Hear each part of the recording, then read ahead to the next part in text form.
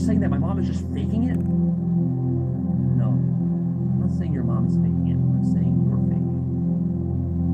There is no mom. You're deceiving yourself. Aaliyah, why would I deceive myself like that?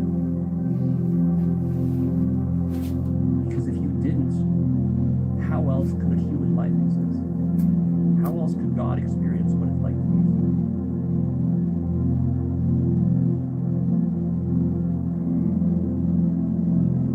God is singular. God is a singular infinite mind. It has no other. God needs to create, if God wants to experience what other feels like, God needs to create a pseudo-other through a mechanism of self-deception. Because if God is not self-deceived, God is one and infinite and the only absolute consciousness. It's the only conscious being. So God must fool itself if it wants to experience any sense of God. But Leo, this sure sounds like a conspiracy theory. I thought you were against conspiracy theories. Well, actually, in my episode called The Sneaky Psychology Behind Conspiracy Theories, I sort of shit on most conspiracy theories, but then at the end I tell you why I shit on all these different conspiracy theories. The reason I knew that is because there's really only one conspiracy that you need to be worried about in life. It's not the globalists, it's not the reptilians, it's not the Jews, or whatever. The only conspiracy theory that matters is your own self-deception. It's a conspiracy of one. Think about this. When you're dreaming at night, what is that but a conspiracy of one? You're conspiring against yourself to construct a story and live through it. So that's the only conspiracy theory I'm interested in. Everything else is just a sub-conspiracy within the meta-conspiracy of cosplaying as a human. So you're God cosplaying as a human. Yeah, that's a bit of a conspiracy. It's an illusion. But nobody is doing it to you, you're doing it to yourself. That's also the difference between what I'm talking about and something like simulation theory. Well, Leo, isn't this all a simulation? No, it's not a simulation. It's a dream. See, a simulation implies beyond others. I've talked about this elsewhere. I have an episode about why simulation theory is wrong, but what's relevant here is that simulation theory still maintains a sense of other. See, it offloads responsibility for construction of reality and the illusion of reality off to somebody else. Like, it's the computers behind the scenes that are doing it. It's the aliens who constructed this VR conspiracy or this VR reality and this simulation. They are the ones who are behind the scenes controlling everything. They're the puppet masters. No, there's no puppet masters. You're God, you're the puppet master. That's the difference. See? That's where God comes into play. Simulation theory doesn't explain anything because it just pushes the problem back one level, and you have to explain where the people who are running the simulation, where they came from. Are they themselves in a simulation? How many simulations do you have? Where does it stop? Well, of course, it all stops with you. Now you might say, but Leo, how could I be the only one? You're saying I'm the only conscious thing in existence. Isn't that kind of unlikely? What are the odds of that? But actually, we can flip that around. Think about this.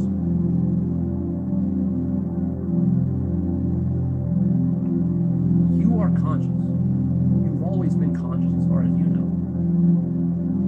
So actually, the odds of you being the only conscious being in existence are 100%. Why? Because you're conscious. You've always been conscious. You're the only thing that's ever been conscious. So what are the odds of that? 100%. Your consciousness is absolute. There's no probability you can apply to consciousness. You can't just do some sort of Bayesian reasoning and say, well, what are the odds that I could have been born on a planet and I could have been conscious or not born as some animal? No. The odds of you being conscious as you are right now are 100% because you are conscious right now at 100%.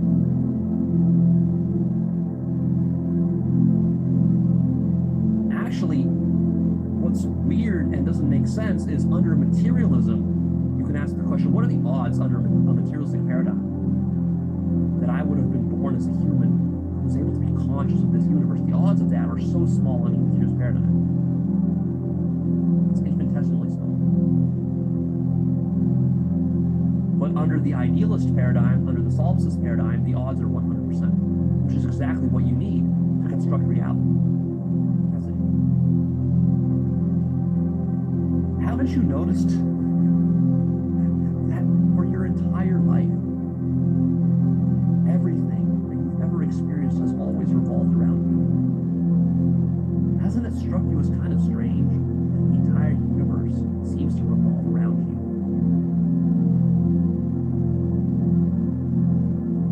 See, that's been happening to your whole life, but you've never really stopped and wondered about that. You never wondered, like, what are the odds of that? What are the odds that the entire universe would revolve around me? Is that just an accident? Was it just an accident that I was born? That's how it feels under the materialist paradigm. Like, yeah, I was just an accident. What if you weren't an accident? What if you are the absolute? What if you are the only thing that's a certainty is you? Your mind, your consciousness, and then everything else, that's all contingent and accidental. Part of the story. What if reality is not a material system? What if reality is just a single lonely dreamer dreaming forever, infinite dreaming? What if that's what reality is? Why aren't you open to that possibility? But Leo, if I'm the only one, where did I come from? Of course, you've always been. You've always existed. You're eternal. You've always been conscious. You didn't come from anywhere. You imagine all places. You imagine all people. You imagine all objects. And you invent stories for where you came from by hitching your source to some other object you're imagining. But actually, the source of all those objects is you. So you are the source. It's not where did you come from, it's where did everything else come from? And the answer is it came from you. Because you're the only thing that's always been. And this, of course, means that your birth is imaginary. So you're saying to yourself, Leo, but I was born. I remember, I have memories of being born. Yeah, you're imagining that. You're dreaming that. You were never born. You did not come from your parents. You did not come from an ancestral lineage. You did not go through a process of evolution from bacteria to fish, to lizards, to dinosaurs, to monkeys, to Homo sapiens. That's not where you came from. You're an infinite mind that has always existed. You're God. And you're imagining all of that evolution and all of that science. But Leo, can't a computer become conscious? Isn't that possible in the future? And wouldn't that contradict your solipsism?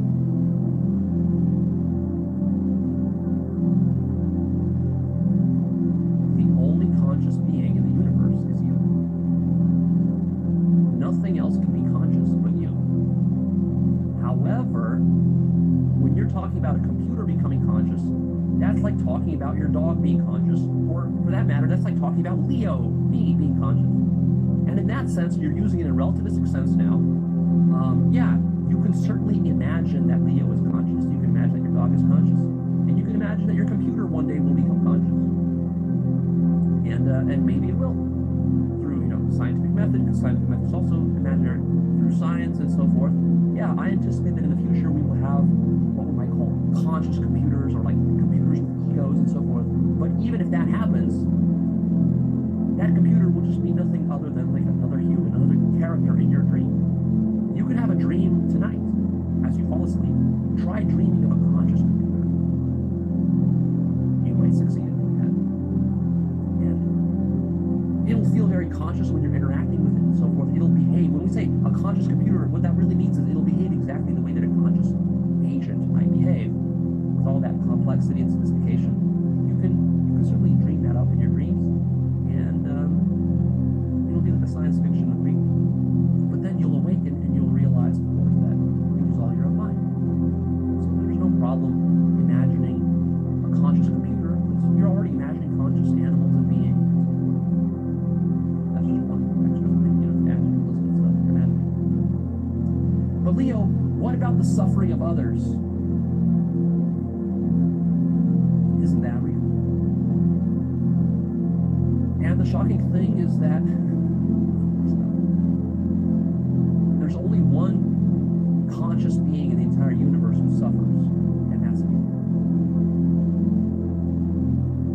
Ask yourself, where has suffering ever existed? What is the scientific proof for the existence of suffering?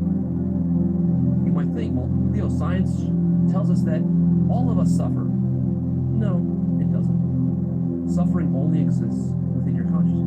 That's the only place it's ever existed, and the only place it will ever exist, because the only place anything exists is in your own consciousness.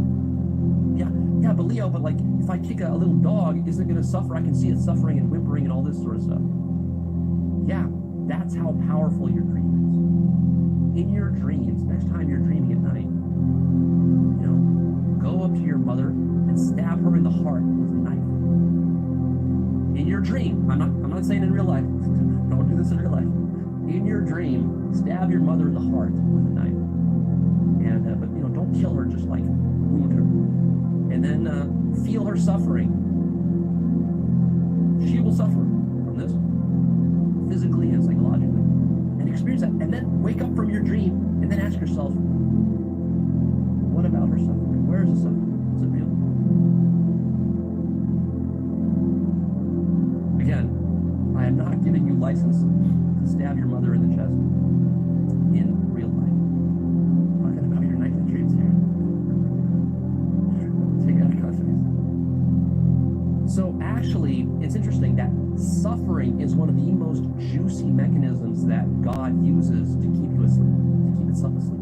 See, to have this dream really feel solid and real, there need to be different mechanisms for making it very, very sticky. And one of the ways you make it very, very sticky is you make suffering feel very real. Both in your direct experience, you hate suffering, but then also you hate seeing the suffering of others. And then you can devote your entire life to trying to reduce the suffering of others. For many people, this becomes their entire life purpose and their entire ordeal of like going around trying to save the whole world. Well, think about it. What does that accomplish? That accomplishes a complete buy-in into the dream.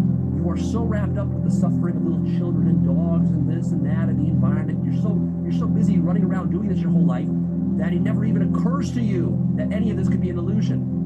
And that's exactly what you want as God to cosplay as a human. To construct a human life, you need mechanisms in there to make it feel like it's a real life and not just some flimsy VR simulation where there are no consequences. The reason life has serious consequences is because that's what sells the illusion.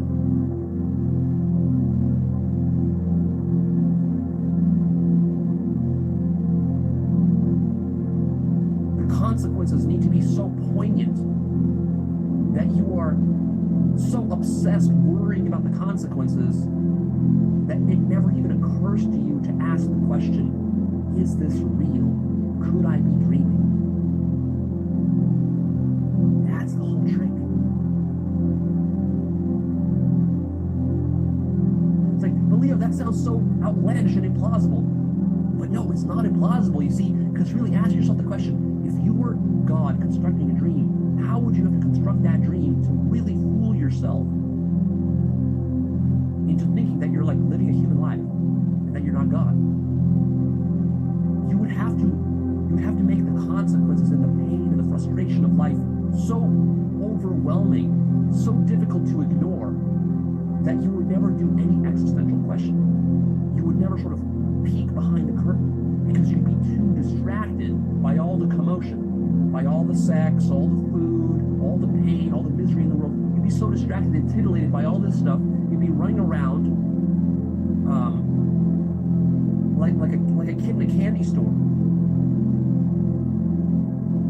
That it would never even occur to you to wonder, is any of this real? And that's how you create reality. Ta-da! You see, you have to create a drama. It has to be like a drama. When you're watching a movie, What sucks you into the movie? You're sitting in a movie theater, you're watching the movie, eating your popcorn. 2.5 hours go by like that. If it's a good movie. But what makes it a good movie? What makes those 2.5 hours go by like that? It's the drama. It's the characters who are being shot and killed and maimed and raped and tortured. You love this shit. Don't tell me you don't love this shit. Don't tell me you don't love a good drama. You love it.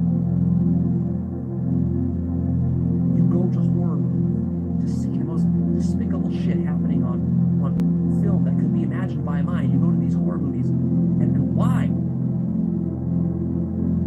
Why do you watch these action movies where, you know, Arnold Schwarzenegger is, you know, shooting people in the chest and shit, killing 100 people per hour in the movie? Why? Because this is what you crave. You crave some kind of distraction.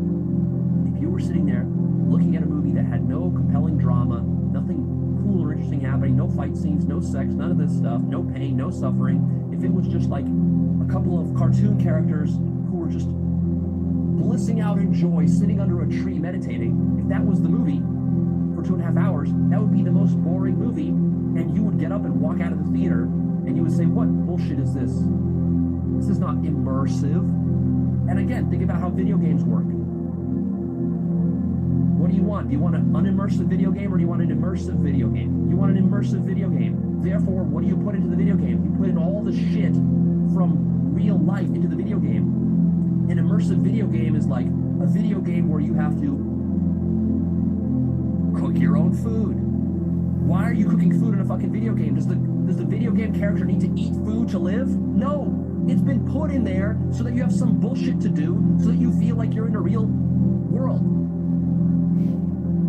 If a dinosaur is chasing you in a video game, is there a reason to be running away from it? Is it gonna eat you? Is it gonna hurt you when it catches you? No. But you put it in there so that there can be a game, so that you have some sort of reason for exploring that world. Otherwise, the world would be boring without any dinosaurs, or enemies, or people shooting at you, or lava pits that you could fall into. Does lava really hurt Mario when he falls into it? No.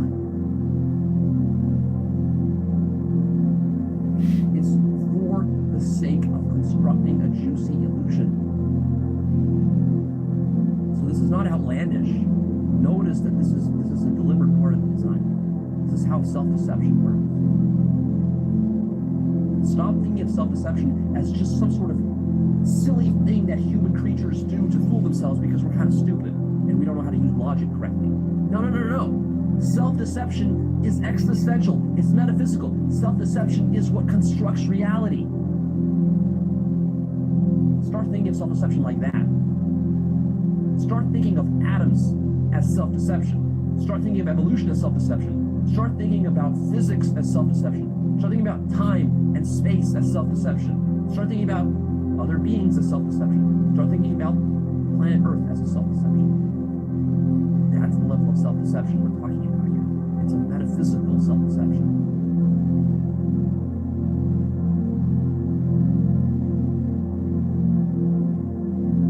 So see, you spend a lot of time worrying about others suffering. And this really draws pain. Pain is one of the easiest ways for God to fool itself. Because when you're in pain, all philosophy flies out the window. All concern for truth flies out the window. All spirituality flies out the window. If I stick an ice pick into your gut, that's going to feel very real to you. And the idea that you're dreaming is going to fly completely out. And yet, in that moment, you're completely dreaming. It's just a dream. Pain is part of the dream. Excruciating pain is part of the dream. But Leo, if suffering doesn't matter, why shouldn't I just be selfish then and harm others? Well, we have to be very careful here. Like I said, this is a dangerous episode. There's a lot of ways that what I'm saying here can be abused and misused by devils. So, from the ultimate existential absolute truth perspective, there's no reason why you can't be selfish and a devil and go around harming others. And in fact, a lot of people live their lives this way. In fact, you currently already live your life this way. You're selfish. You're extremely selfish. You've been selfish your whole life, and you've harmed lots of people. Now, sure, you can always harm a lot more people, but you've harmed plenty of people. So, you're already doing it. But what you're asking is, well, Leo, why should I better myself? Why shouldn't I just be more of a jerk? And the answer, of course, is there's no reason at all. If you want to be a jerk, be a jerk. If you want to be a murderer, be a murderer. If you want to be a rapist, be a rapist. Nobody is stopping you. But be careful. Don't misunderstand. There will be consequences within the dream for your selfish behavior. So, if you're going to be a rapist, and a murderer, and a thief, you're already coming from a type of attitude that's within the dream for your selfish behavior. So, if you're going to be a rapist, and a murderer, and a thief, you're going to be very selfish. You're going to be a jerk to people, and you're going to abuse your family and all this sort of stuff. Your dream is going to turn into a nightmare. Is that the kind of dream you want? See, you're dreaming. What kind of dream do you want? First of all, notice, if you're even asking this question, why should I be a jerk? Why shouldn't I be a jerk, rather? If you're asking that question, you're already coming from a type of attitude that tells me that you're never going to reach awakening, and you're never going to reach the understanding of absolute solipsism. So actually, you're fooling yourself because you're adopting this as a belief system, and then you're just going to use this as a license to go out there and just be a selfish asshole. If you're going to do that, you're not going to transcend suffering. You're going to escape pain. You're going to be living in a complete delusion. You're going to be living in your dream, fully wrapped up in your dream. And what's more is that dream will slowly turn into a nightmare the more selfishly you act, the more people you harm. Because see, when you harm others in the dream, they lash back out and they harm you. So be prepared for a long life of suffering if you're going to choose this path of being a selfish jerk. Now, is there anything wrong with a life full of suffering? No. Suffer all you want. And in fact, that's sort of the game that God is playing here. So you have to start to wonder, like, what kind of game is God playing? Why did God construct this sort of life that it's living for itself? Well, maybe it's to teach things to itself about itself and about how to live. Or about love, for example. So, you can live your life however you want, but at the same time, if you could live it however you want, why wouldn't you choose good? Why wouldn't you choose love and selfishness over being a jerk and being selfish and harming others deliberately? You might say, well, Leo, the only reason I would choose to be good is if other people were real. Well, you're saying other people aren't real, so that means I don't need to be good. I can just be a selfish asshole. But you see what that reveals? That means that you were never interested in goodness. You were always interested in being evil. You see? Because if the only thing that kept you from being evil is thinking that other people suffered, that was the only reason you were nice to them, then actually you never cared about being good or loving. You were always evil.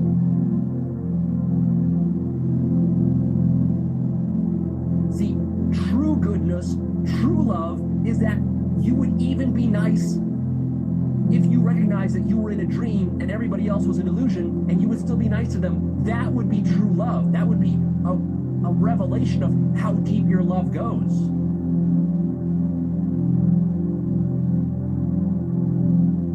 Because you would be so conscious that you realize that they are just projections of your own mind. So as nice as you are to yourself, why not be that nice to other projections of your own mind? And why would you be that way? Because you're God.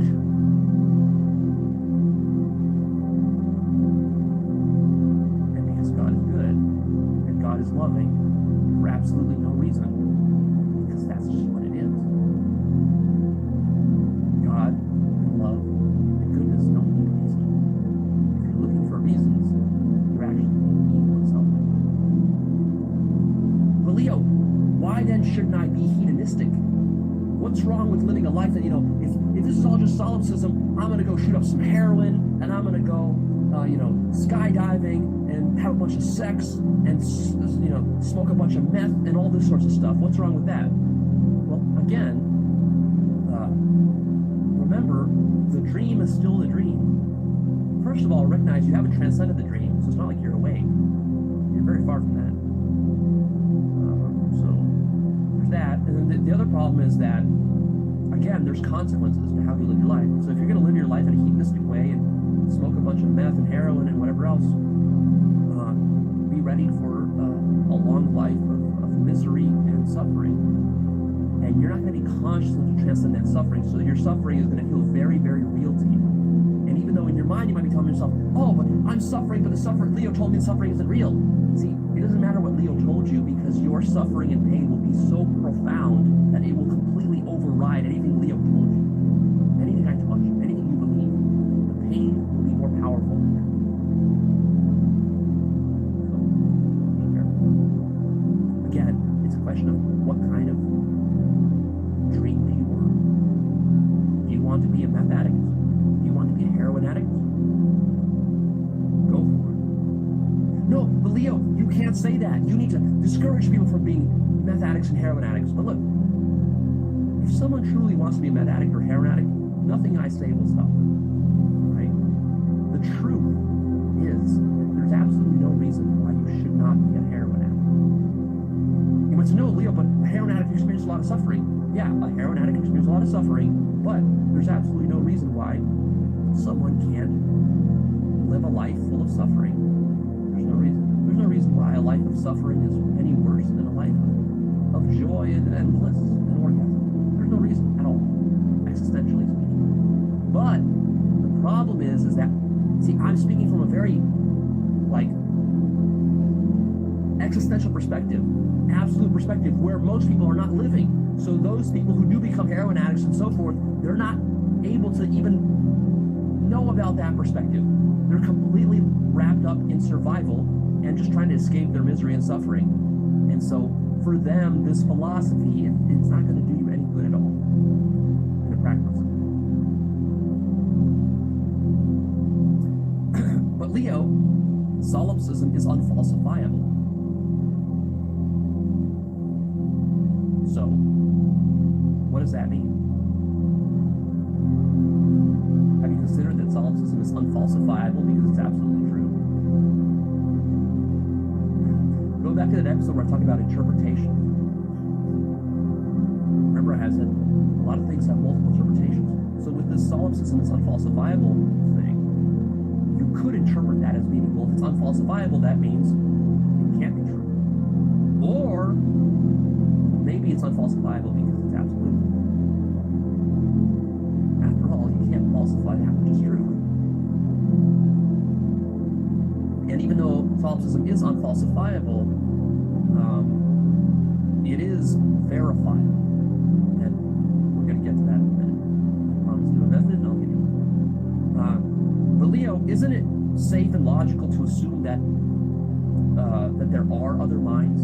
Isn't that what is most practical? Because after all, like you said, we kind of live at the practical level. We're just in survival, so isn't it just practical just to assume that there are other minds? And the answer is, it doesn't matter what's practical. What matters is what's true. Practical versus true are two different things. There's a lot of things that are practical which are not true, and vice versa. So there's nothing safe or logical about assuming other minds. It's convenient. I'll grant you that. It's practical. Dream the way you've been dreaming it. Yeah. But it has nothing to do with the truth. I recognize that. But Leo, isn't just this a bunch of useless philosophy, like you said above? So what's the point? Well, it's not just useless philosophy because there is the possibility of transcendence. There is the possibility of awakening. So, sure, you could treat all this as interesting philosophy and speculation. Just think about it, sitting there, eating your popcorn, thinking about it, and then moving on to other YouTube videos and whatever else, and doing nothing about it. You could do that, in which case, yes, I agree with you, it's totally useless. you should stop watching. But there's the other possibility where you recognize Leo is pointing to something beyond philosophy, beyond theory, beyond beliefs, beyond ideology, and that if I pursue and do work, and I validate it for myself, and I actually awaken, then my entire life will transform, and it won't just be merely philosophy. And there will be very practical consequences from that, which I can't even imagine yet. Okay. Another objection is, but Leo, non-duality isn't solipsism. Actually, it is. Because non-duality is just oneness. And oneness means you are one. That's what that means. And that is absolute solipsism. If you think non-duality is not solipsism, that's because you haven't connected the dots and you haven't awoken deeply enough to really see how all the facets of awakening fit together and what it ultimately culminates in. But Leo, if non-duality is solipsism, why don't enlightened teachers say so? Again, I've answered this in the past. There's multiple reasons. Either they haven't realized it for themselves, which is possible, or they don't want to freak you out, or they do say it, but they just sort of allude to it, but not being very explicit about it. They don't beat you over the head with it. All of those possibilities. Also, because solipsism has a negative cultural connotation, and they don't want their work associated with something negative. They want it to associate with something positive. But Leo, I'm awake and enlightened, and I've realized no self, and I've even realized God and love, and I've taken 5-MeO-DMT, and I still feel like other minds could be real. So I don't know what you're talking about. Again, go back to the point above where I talk about levels of awakening. You might think you're awake, you might think you're enlightened, you might think you realize God, love, and no self, and you might have even taken a bunch of 5-MeO-DMT, but the reality is that you still haven't deconstructed your entire mind, which is what's really necessary for you to understand what I'm talking about here. So you need to reach higher levels of awakening. But Leo, I've already taken 50 5-MeO-DMT trips. Sorry, it's not enough.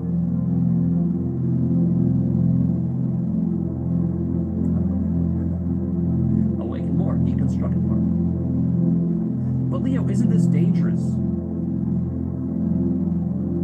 Yeah, it's dangerous. Like I've warned in the past, spirituality is dangerous.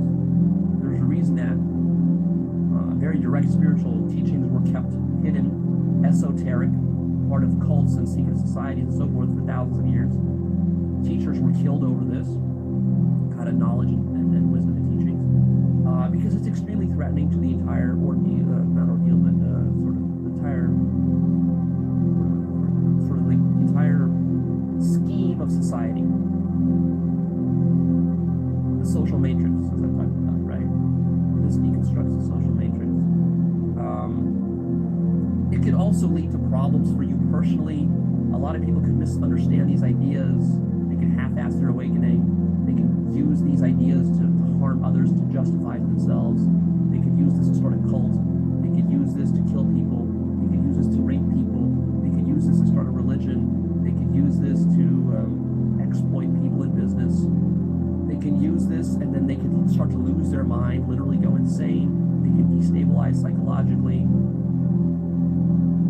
And many more such bad possibilities. All of that is possible. And the reason that is because, like I said, when we're deconstructing the mind, what we're really dealing with is we're deconstructing survival. And when you say dangerous, what is that but survival? See, when you say truth is dangerous, yeah, you're right. Why do you think there's so much untruthfulness in the world? Because truth is dangerous. Truth is dangerous in the military. Truth is dangerous in politics. Truth is dangerous within science. Truth is dangerous within religion. Truth is dangerous within cults. Truth is dangerous within abusive relationships. Truth is dangerous within your family. You know, there's something truthful within your family that you could say at a Christmas gathering that would destroy your whole family. There's something truthful you could say within your intimate marriage or relationships that would destroy your marriage. There's something truthful you could tell your child that would cripple and destroy your child. There's something truthful you could say within an organization like a corporation that would destroy the corporation. There's something truthful you could say within a political party or a government administration that would destroy the presidency or would destroy the political party. There's something truthful you could say within a geopolitical meeting, a round table of the top 10 countries in the world, G7 or whatever. There's something truthful you could say there that would cause a third world war. There's something truthful you could tell a person that would cripple them psychologically, that would deeply wound them emotionally, that would cause them a lot of suffering and pain. There's even something truthful you can recognize about your own self that would make you want to kill yourself. Yeah, truth is danger. This is why every culture, every society, every administration, every monarchy, every dictatorship has always controlled truth. Very, very good. Every religion.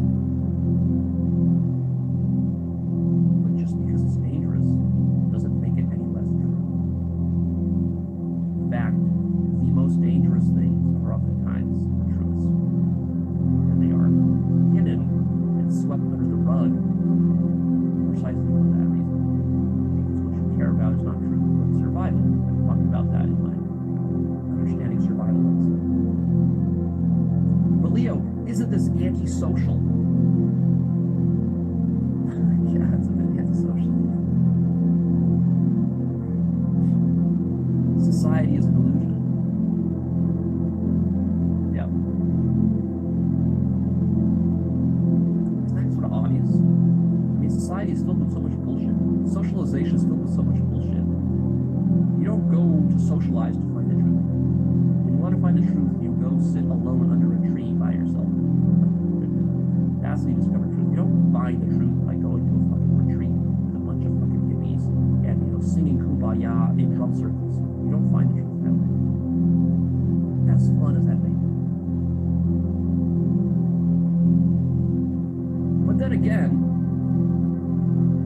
there's nothing about realizing what I'm telling you that needs to make you antisocial. You can still socialize. Nothing is stopping you from socializing. You socialize your whole life in this dream, and you can continue to socialize after you become lucid in this dream. But Leo, does this mean that if I kill myself, my parents won't suffer? Again, I have to be very careful here. If you're listening to this and you're having thoughts of killing yourself, you should stop listening right now. Turn off this recording. I'm not talking to you. I'm not teaching. The things that I teach are designed for psychologically stable people. If you have any kind of suicidal thoughts, the things I teach, you're not mature enough to handle. Your psyche is too fragile. And you're just not ready for truth. You need to deal with more basic stuff in your life. You need help from a professional. You need help from your family and friends. That's what you need. You don't need me. Stop watching me. But I also have to be truthful. And from the absolute point of view, you are the only thing that exists. And even though all of my teachings go against killing yourself, I always tell you not to harm the body and not to kill yourself. I also believe that it's your right to do so. If you want to kill yourself, that's your right. And ultimately, nothing I say is going to change that. I mean, even if I tell you not to kill yourself, if you really want to, go kill yourself. So I'm not going to stop you from killing yourself if you want to. Nobody can, so it's foolish to even try. I recommend you don't kill yourself and that you find help. But the truth of the matter is that you're the only thing that exists. So, I mean, I'm not going to lie to you just because you're suffering or you want to kill yourself. I'm going to tell you what's true. And then what you do with that, that's your responsibility. I recommend you don't kill yourself and that you find help. And that once you do stabilize psychologically, you come back and you can do this work in a healthy way. where you don't harm yourself enough. But Leo, why shouldn't I kill you? If you're just an imaginary character in my dream, I can kill you then. Again, if you want to be a devil, if you want to be an asshole, if you want to be a jerk, and you want to be selfish, nobody is stopping you. But again, remember, there are consequences to your actions within this dream.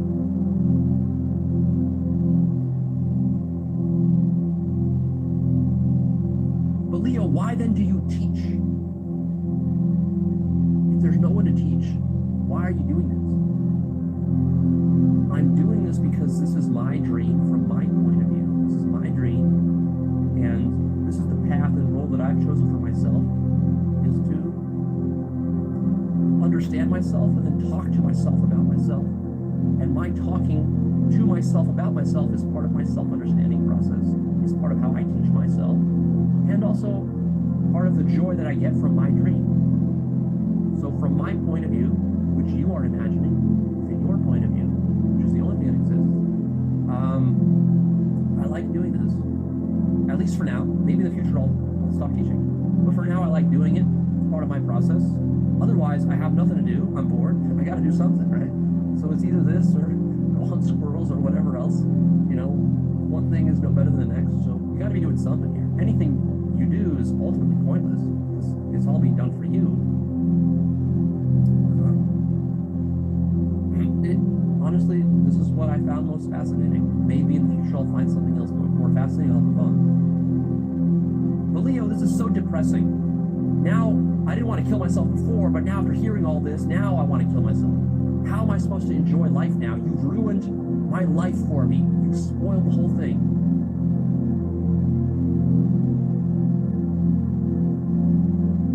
It's only depressing to you because you're going through a process of accepting it.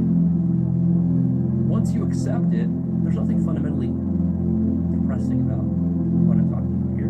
It's the truth. The truth is a beautiful thing, in fact. The truth is a loving thing. Learn to love the truth. Accept it. Go through a process. You're going to go through some existential crisis. Go through it. And then you can still enjoy life. You can still have sex. You can still eat food. You can still have friends. You can still have a family. You can still raise children. You can do all of that shit. The only difference is that you are lucid enough to realize that it's all just a dream within your own mind.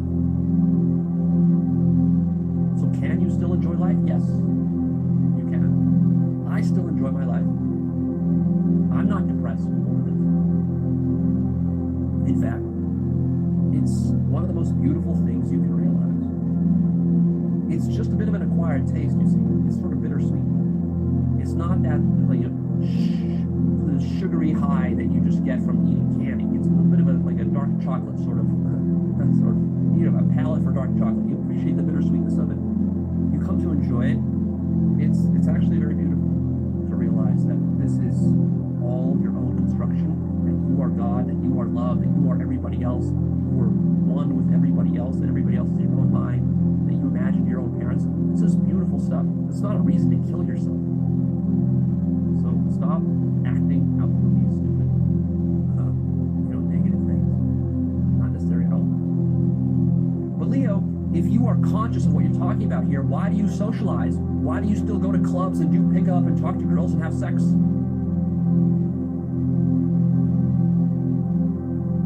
Because this is my dream and I enjoy it. Why would I not enjoy my own dream? Why would I consciously choose to live in a nightmare? As a human body, I still have needs, wants, cravings, certain psychological and biological requirements that I need to satisfy. So I do enjoy socializing. Solipsism, and what I'm talking about here, is not a license nor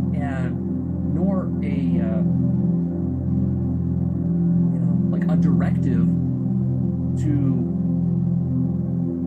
be a loner and to sit at home in your basement, sulking and hating mankind. No, not at all. You can go and enjoy mankind, have fun, talk to girls, get married, have children, do all the stupid social stuff that human chimps do. You're cosplaying as a chimp, so you're going to have many chimp tendencies that you're going to want to satisfy. Otherwise, you're not going to be happy. And also remember that what I'm talking about here is that reality is imagination. So when you're imagining something, it is becoming real for you. So in a certain sense, there is no difference between people being real versus imaginary. Like, from a certain point of view, your mom is real as long as you imagine she's real.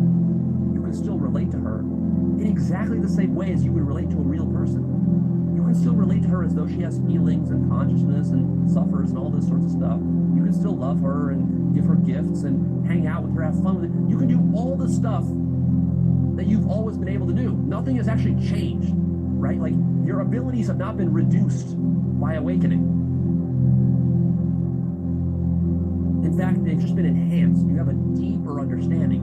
You're lucid in the dream. That gives you more power in the dream. But you can still dream and interact with the characters. You can still enjoy life. In fact, this is where enjoyment really comes from. Because now you got the stick out of your ass. Now you know what's really going on. Now you can relax. Now you can take it easy. You don't have to take everything so seriously. Enjoy life. That's the point of life. Enjoy it. Love. Spread love to others if you want. If you don't, then, whatever. Do whatever you want. You're not being limited here in any way at all by realizing that reality is a dream. You're being freed up. You're being liberated. So, personally, lately, I've been socializing more than I ever have in my entire life, even though I've had these solipsistic realizations. So, it's not a contradiction at all. And in fact, for those of you who are depressed and feel very lonely and feel miserable, don't have any friends, and are struggling with sex, I recommend more socialization for you, not less. Sitting at home in your mom's basement is not the solution to your problem. But Leo, isn't solipsism simply your own bias because you're an introverted loner type of guy and you always have been? Well, it's true. I'm a pretty introverted guy, loner type of guy. But then again, like I said, I've been socializing a lot lately. I've been posting some videos on my blog, doing a lot of socialization, enjoying it too, learning to enjoy it more. That's part of my own growth and development I'm still working on.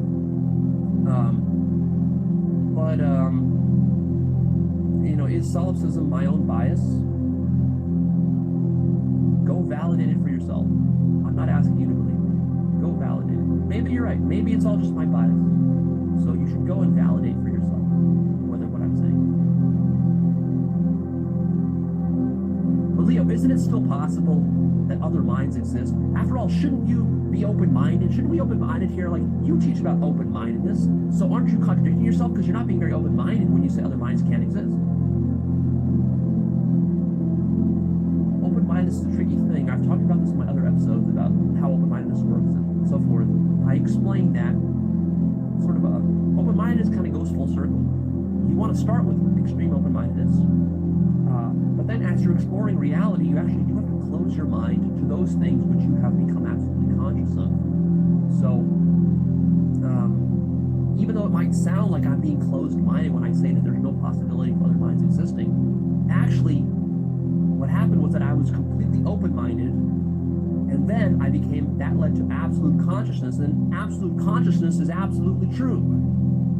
So I want you to open your mind to the possibility of absolute consciousness, and what that means is that you become absolutely conscious of something, and when you become absolutely conscious of it, you don't doubt it anymore. You see? So open-mindedness is a very tricky thing, because if you're taking the position that we should be always open-minded, actually you're being closed-minded to the possibility of closing your mind on certain things that you become absolutely conscious of. You see? So it's a little bit tricky. It's a bit counterintuitive. So when you fully awaken, you have to throw away all doubt. And then if you remain open-minded mind for the sake of just being doubtful, actually that's coming from fear, and that is untruthful, right? So your open-mindedness is actually less important than truth. What's most important is truth. Whatever is true, you need to open your mind to that. But once you open your mind to that which is true, and you have the truth, and then you start doubting the truth, now you're going backwards. You see, you have to understand when to stop. It's like a circle. When you reach the top of the circle, you have to stop at the top rather than going down into the pits of hell through your skepticism. I've talked about the dangers of misusing skepticism, and that's what this is in this case. Now you're saying, but Leo, but what if it's not possible to become absolutely conscious that other minds don't exist? Well, if that's the case, then notice that you're not open-minded to the fact that absolute consciousness is possible. So I would ask you to open your mind to that possibility. And what it means to open your mind to that possibility is that you close your mind to forever remaining eternally skeptical and open-minded about everything, questioning everything. See, that itself is a subtle dogma and a position that you're attaching to it. But Leo, shouldn't an all-powerful God have the power to create multiple selves and experiences? You make God seem like he's this weak thing because he can't create a real other human being. And this contradicts God's omnipotence.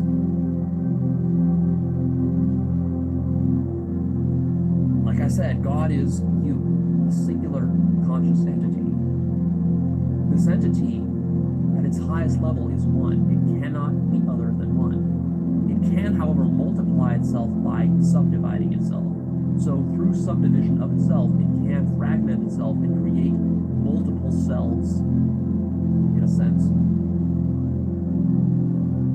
But these multiple selves, you have to understand, from the highest perspective, are always quasi or pseudo selves. They are relative partitions which will collapse, and they are being imagined and held within your mind as God. So God can dream all sorts of selves, including your human self that you're cosplaying as right now. God can do all that, but God can also stop doing that and realize that it's one and that it's you. So there's not a contradiction. The contradiction would be if God could actually separate itself from itself permanently. Because what you're asking for is like, you're asking for you to be God here, and then you're asking for somebody else to be God over there, and both have to be all-powerful and all-knowing and all-seeing, but at the same time also separate from each other. That is what is contradictory and actually impossible. God cannot permanently sever its own oneness. That would be untruthful, because the truth is that everything is one. But Leo, you said I could validate this. How can I validate this for myself so it's not just a philosophy or just some stupid ideology? Here's my scientific method. This is the best method I know. Now, it's not guaranteed to work, but this is the best method that I've found. Do 200 or more breakthrough 5-MeO DMT trips. And, this is important, in addition to that, do all the work that I teach in my videos and deconstruct your entire mind and reality. You have to do both simultaneously. And by the end of that, if you do it correctly, you should realize what I'm telling you here and validate it for yourself directly, beyond a shadow of any doubt. It doesn't have to take 200. It could happen faster for you. It happened faster for me. But just to be on the safe side, let's say 200. But Leo, 200, that sounds like a lot. That sounds like a lot of work, a lot of time. What if I don't want to do all that? Well, then you're not interested in truth, and you're not serious, and in which case, move on, do something else. This is work. I call it work because I take it. But Leo, 200 trips, that sounds dangerous. Yeah, it's dangerous. It could kill you. If you do it wrong, it could kill you. I'm making no promises about the safety of these things. I'm just telling you what you would need to know if you were serious about finding the truth. If all you cared about is finding the truth, I'm telling you what you would need.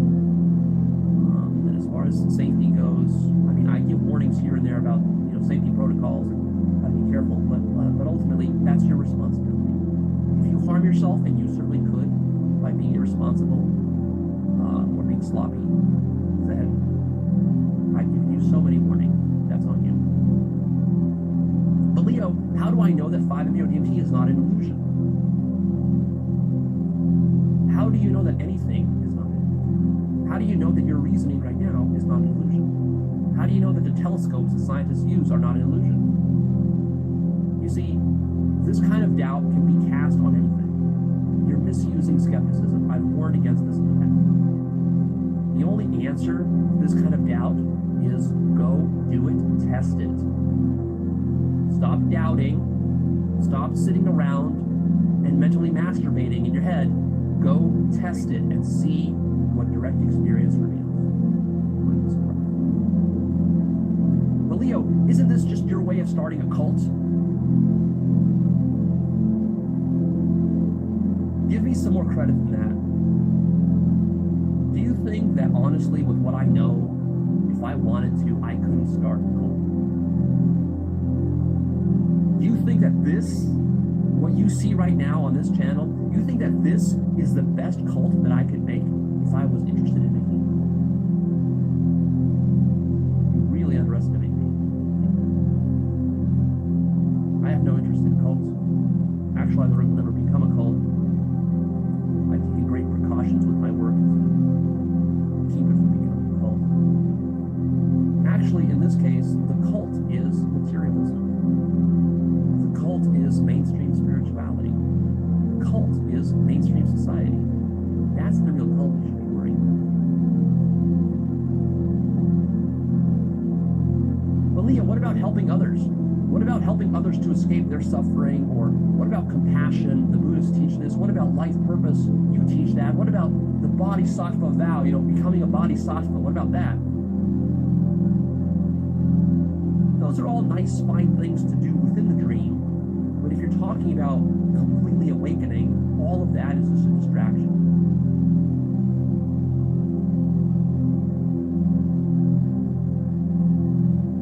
There's utility to all those things. I'm not saying don't be compassionate at a relative level.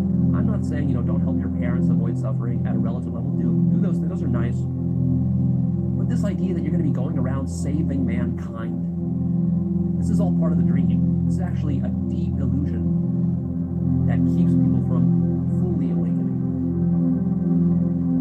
The sort of bodhisattva vow. There's nobody to save. There's nobody else to awaken but yourself. And if you think there is, that's part of your game. You need to drop that and bring it forward. Now, with that said, I'm still big on life purpose. You should have a life purpose. Just recognize that you're constructing a life purpose as part of the game that you're playing with in the dream. But Leo, so is this something that I should even pursue? Why would I want to realize this?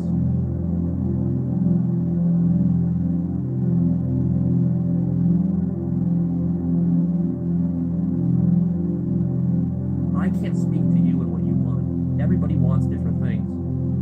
Maybe all you want is to sit at home and watch TV and have a family and play with your kids and just die of old age with your spouse together, living in the illusion. Maybe that's what you want. In which case, go do that. You don't need me. My work is for people who care about truth and ultimate understanding of reality. You cannot live without understanding themselves and reality at the highest level. If you want that, then this is the solution to that. What I teach is the solution to that. But more so what I would say is that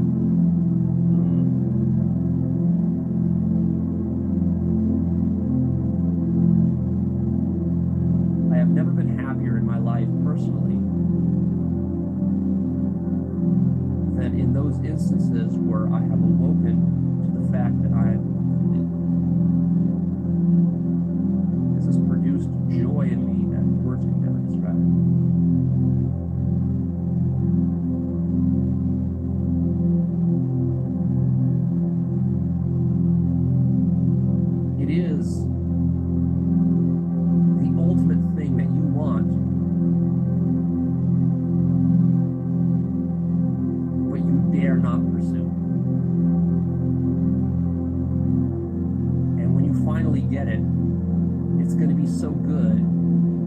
goodness of it will torment you and ultimately annihilate you.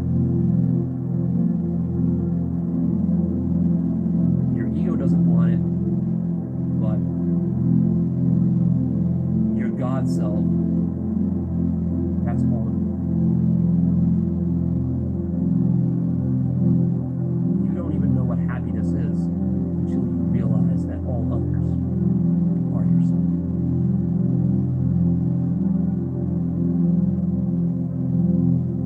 But it is a process, and your ego may resist it. And your ego might go through quite a bit of suffering and turmoil to get to the point where it surrenders to the truth. So I'm not promising it'll be easy or fun, but if you get to the ultimate point where you surrender to it, it's going to be pure bliss and love and happiness. But Leo, so what now? What do I do with all this information? How can I use this? How can I make this practical?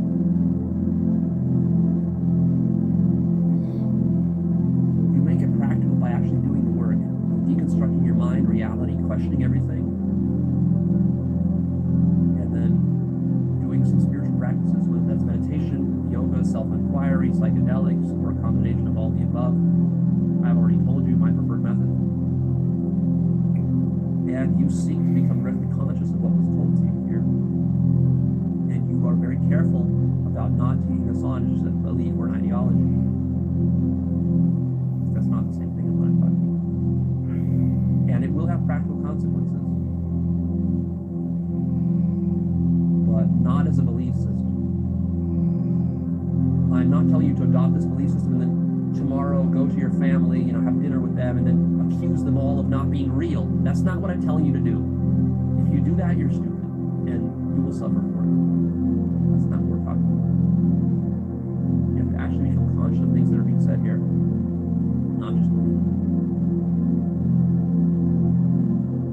But Leo, I ask some person X, like my mom or my dad or my professor, and he or she reassured me that I am not really alone, the way you say. Yes, of course they're going to reassure you, because they're playing the same game that you're playing.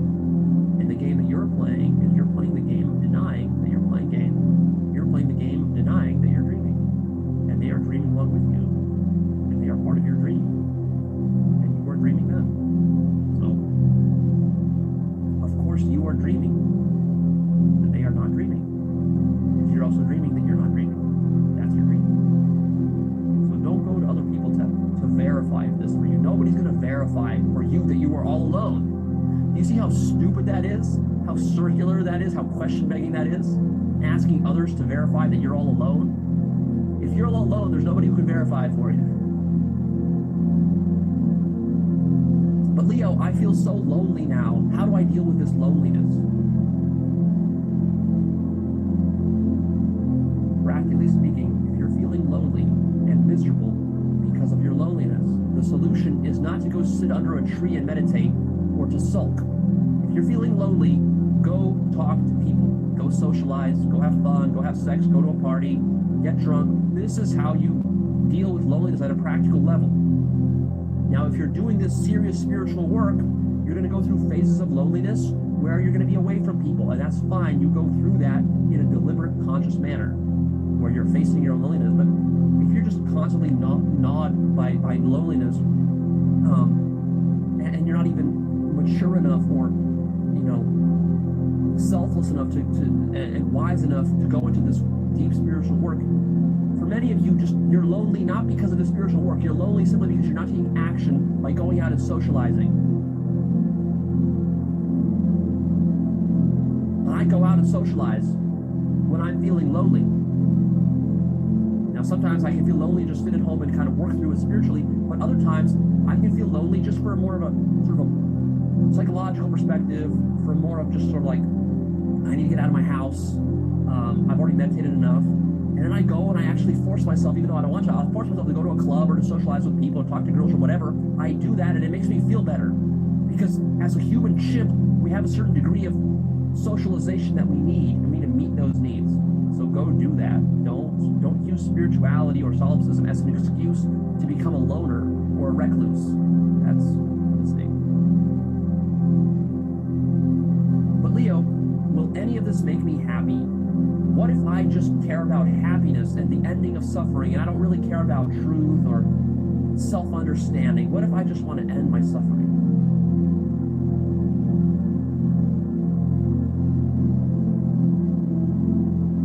I don't teach the ending of suffering. Honestly, I don't care.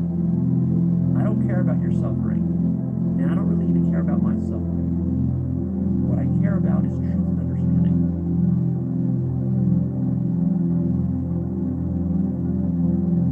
If all you care about is happiness and the end of suffering, go find other teachings that are about that. That's not what my teachings are about. But here's the thing you don't foresee, because you lack vision. What you don't foresee is that actually, if you were to achieve total self-understanding, that would be the highest happiness and the end of suffering.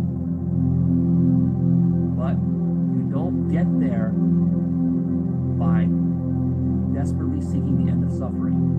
You get there by forgetting about your suffering, fuck your suffering, focus on doing the work. Focus on self-understanding with a trust that when you reach the truth, when you reach the highest awakening, that will be the ultimate thing you've ever wanted. There needs to be just a core trust in that. Not because it's going to make you happy, and not because it's going to end your suffering, but simply because you want the truth and you want the understanding, even if it makes you suffer, you still want it. And that, paradoxically, is what allows you to transcend suffering and to reach the highest bliss and happiness that is possible. The highest happiness is realizing that you're God.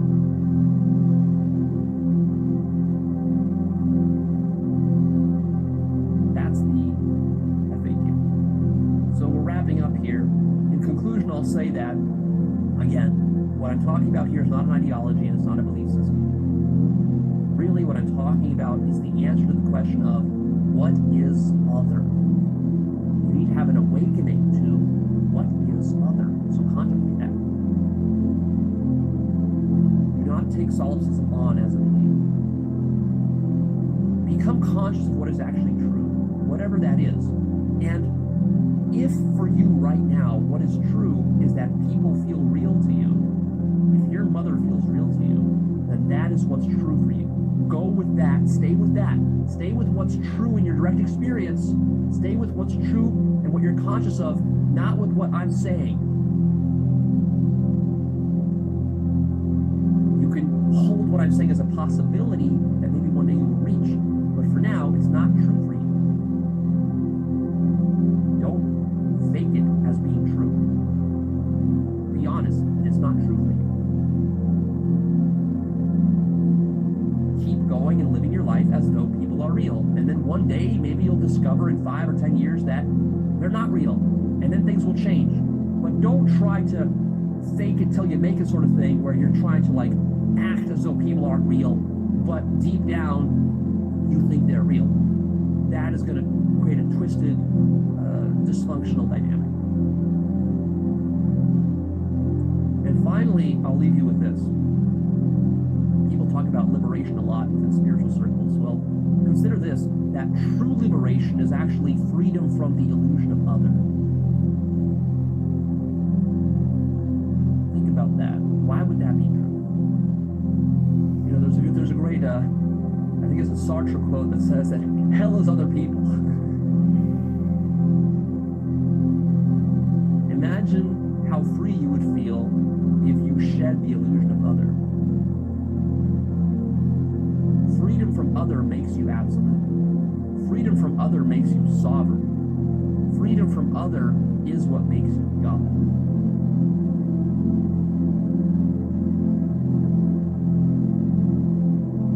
And remember, you're not just alone. You're alone with a capital A. Capital A alone. means that you're so alone only because you're so together. Right now, you're not alone. It feels to you that there are all these others around you, some of them good, some of them bad and evil. So you like some of them, you hate other ones, and you're always struggling between them. These are all fragments of God's mind. And so when you are becoming alone with a capital A, what's happening is that actually you're recollecting all these pieces and you're fusing them together as though God was suffering from multiple personality disorder. You're fusing all those personalities into your own God self, and then you become whole. You become one. You become one mind. And when that happens, all others become self. And then you're healed.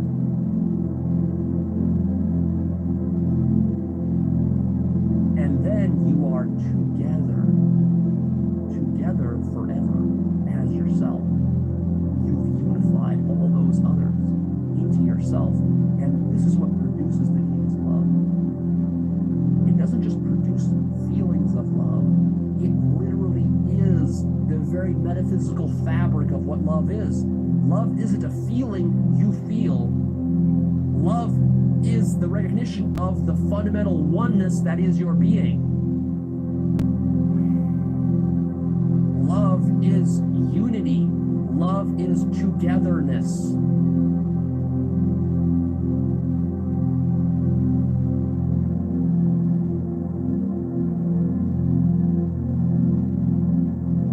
So the reason this isn't depressing or negative in the ultimate sense is because it's not that you separate yourself from all those others and negate them by saying, oh, that's an illusion, my mom's an illusion, my dad's an illusion, my wife is an illusion. No, it's that you recognize that, yes, it's an illusion, but that is not what separates me from them. That is what unifies me with them. They are my own dream. They are my own mind. And as I love myself and my own mind, as I am love, I encompass all of my own sub-personalities and sub-dreams and illusions. And I take responsibility for creating all that. And that doesn't detract from me or from my creation. That actually enhances it. Now I am lucid. I am awake within my own creation.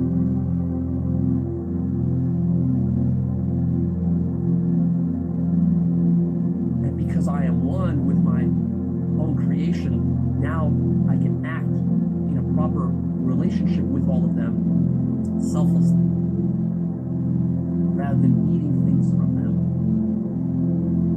I can act with love, a proper understanding of what they are and what I am. And that's a win. All right, that's it. I'm done here. A lot of stuff. I hope we've beaten this horse to death about solipsism, so I expect no more questions from you guys about solipsism. Stop pestering me about it. I've covered every one of your objections here.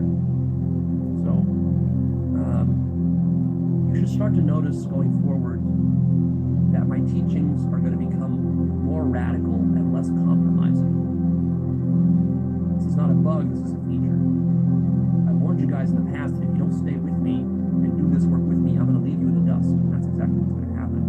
So it might seem on some level that I'm becoming more dogmatic or arrogant or narcissistic about these teachings, because I'm becoming more clear, more decisive. But actually what's happening is that I'm just becoming very clear in my own mind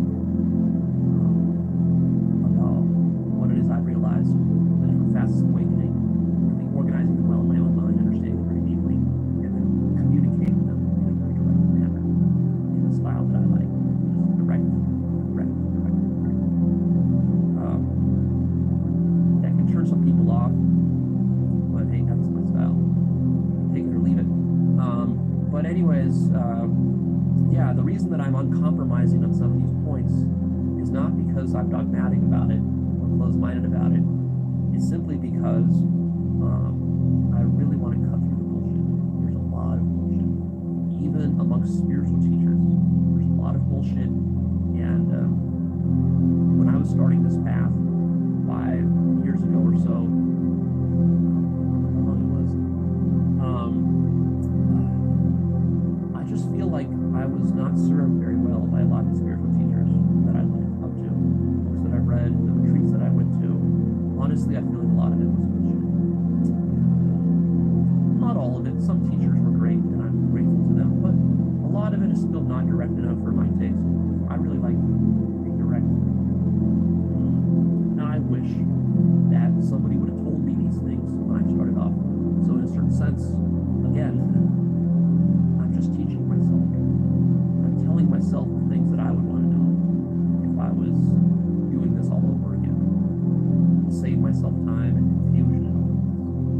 somebody would have told me in the very beginning, when I first learned about enlightenment and awakening, that it was just solipsism, absolute solipsism. If they would have told me that, that would have simplified my journey. It would have saved me some years and, many, many hours of contemplation and racking my mind around about this. So I hope that's ultimately what you get from this episode.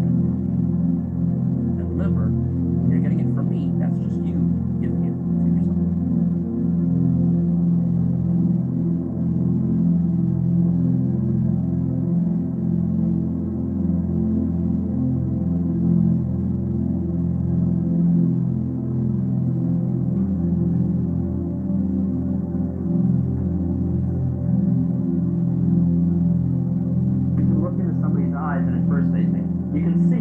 All their thoughts go by. When you can stay in the mantra, you can see them saying, what's he doing? He's coming on to the, did you say there, oh, one day,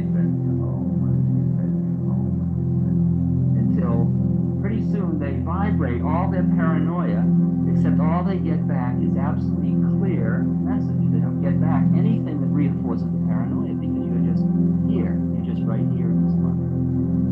Until pretty soon they come and come and come. And the minute they get here, there's a great feeling of release. The place we meet is in the mantra. The place we meet is behind all of the stuff. And when you can stay in the place behind the stuff, you look at everybody coming towards you, and you see all of the stuff of life. That becomes the way of developing great awareness of how it all is. That brings you into harmony with the world around you. The harmony comes if you can calm down and get free of your own ego melodrama, your own taking place, your own whatever your drama is. Now you look at somebody really that is sexually very exciting.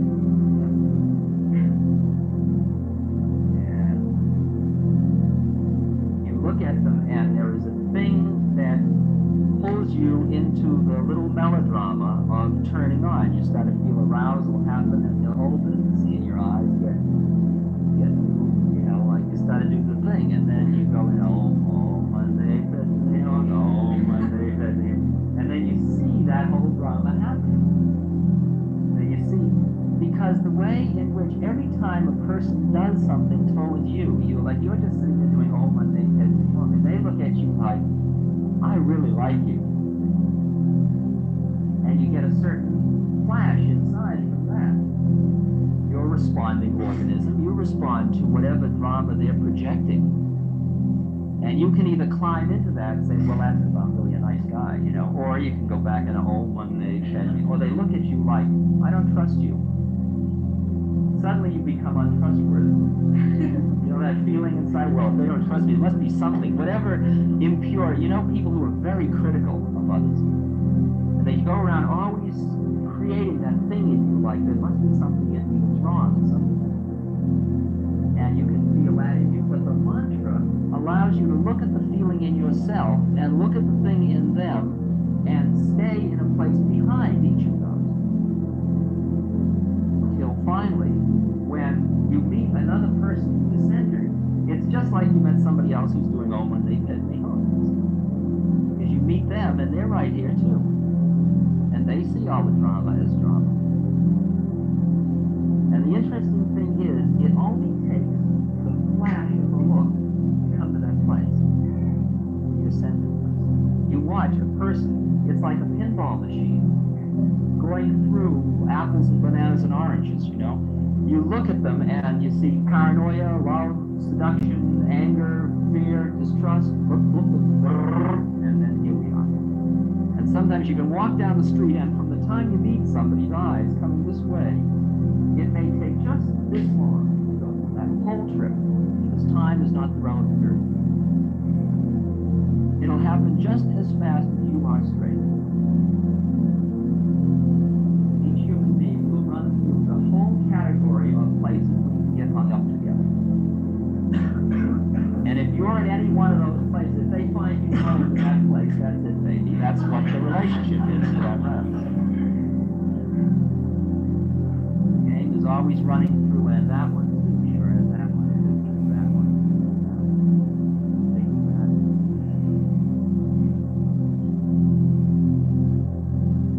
And the bizarre thing is when you're walking down the street and you see some, like, most unlikely person to be here, coming down the street. Somebody, you see somebody with a cane and a bad back and a heavy burden and the look, and you look in their eyes, and suddenly, boom, here we are.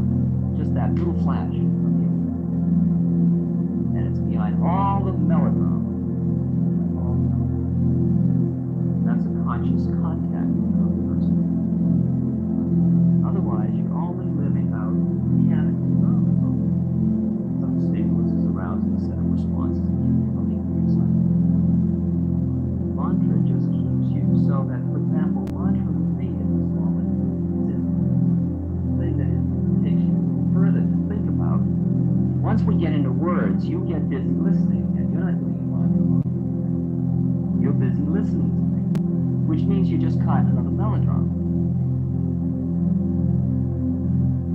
Like all the time I'm talking to you, and oh, Monday, fed me, oh, Monday, fed me, oh.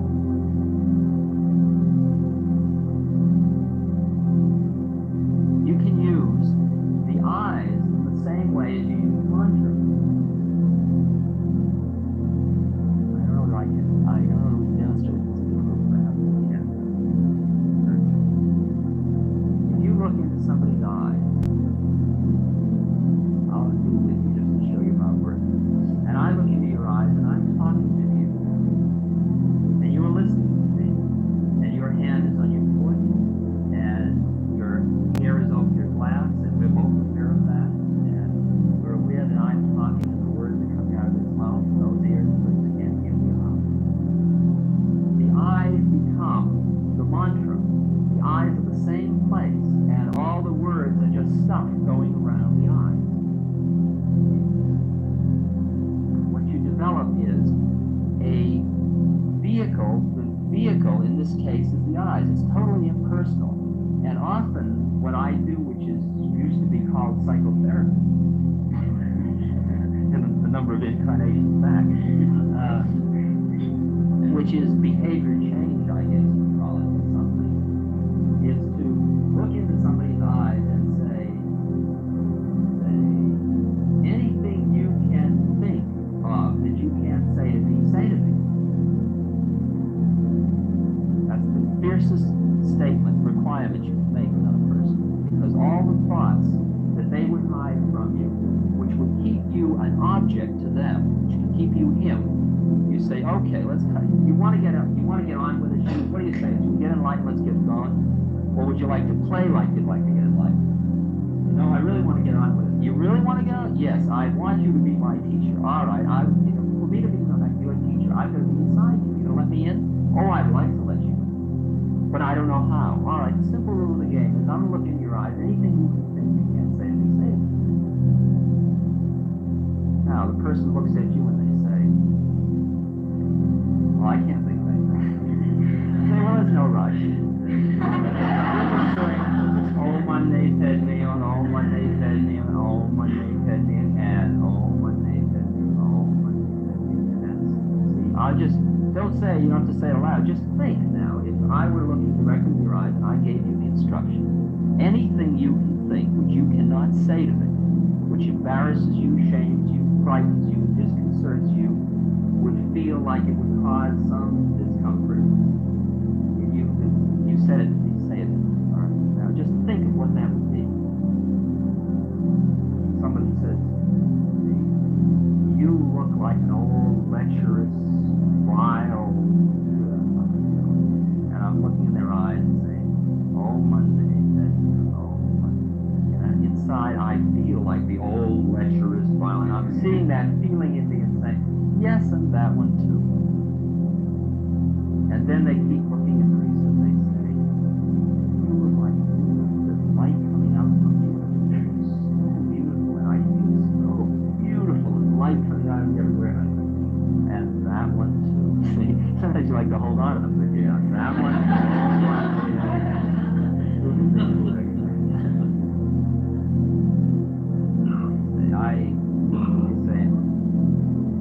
I want to pick up that caviar.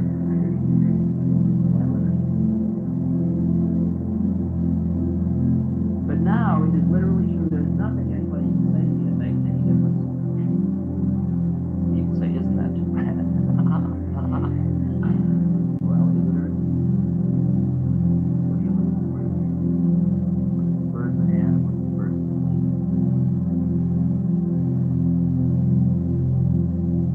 Because to the extent that you can center that way, you allow another person to get free of their own melodrama, which includes all the stuff that they hold on to, which keeps them away from other human beings, keeps them being an island unto themselves. And the faster in which you and I can move into a space where here we are.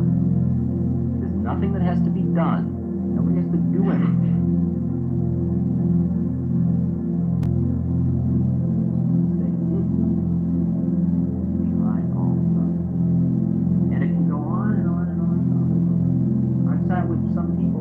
Directly into their eyes for 10 hours. And they go through and they think, oh, well, there's nothing else. And I can look and I can see, when I look into their eyes, I can see light. It's like a light coming out of their face. And then I see a kind of opaqueness. And the opaqueness is their thought forms. That's what the opaqueness is. It's that they're still thinking. They're still back in their thinking. And all thoughts finally fall away. And then we experience light. We just, the two of us, come into the light together. The minute you can stop your thoughts and I mine, we are in the light. But the problem is you can't stop your thoughts. You can only let them fall away. And the way you let them fall away in this case is using the other person's eyes as the central focus point. And then seeing all the thoughts as clouds that are going by is just stuff. And most of them just come like the walls are brown.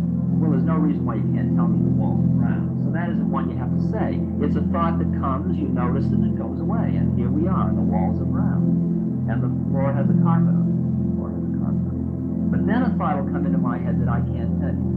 And then immediately there's a thickening of the opaqueness, because I've already got a thought.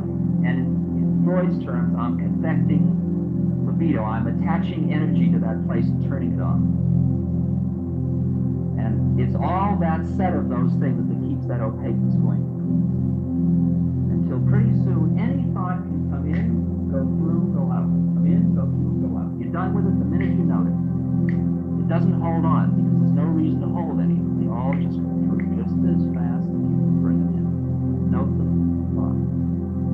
And then the thought starts to come down. And then the two of them come in.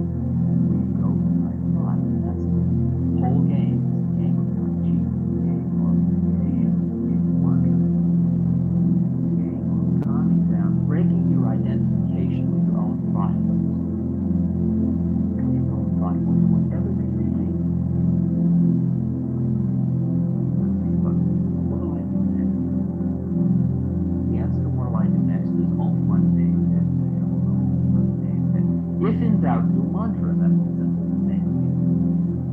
The rest of your life, if in doubt, do mantra. Or do mantra and everything else will take care of itself. That's the faith. That's the statement based on the faith. Now I could say to you, all right, if you would like to be in my faith, all you have to do for the rest of your life is do mantra. You don't ever have to do another thing. Well, what happens when you go to the toilet? Don't worry. You'll get to the toilet. Just keep doing the mantra. Stop the mantra. Ramakrishna tells the story of the boy who says, Mommy, would you wake me if I need to go to the bathroom? Mother says, don't worry about it. You need to go to the bathroom, it'll take care of itself.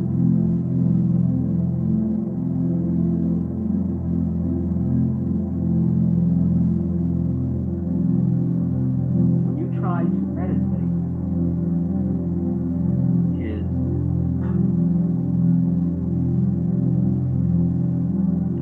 I hope many of you experienced what it was like when we were eating and very far out, beautiful piano playing started. Like the piano playing is groovy, and we're all digging it, and at the same place we're consciously eating. Now at first, I go through, oh, piano's playing.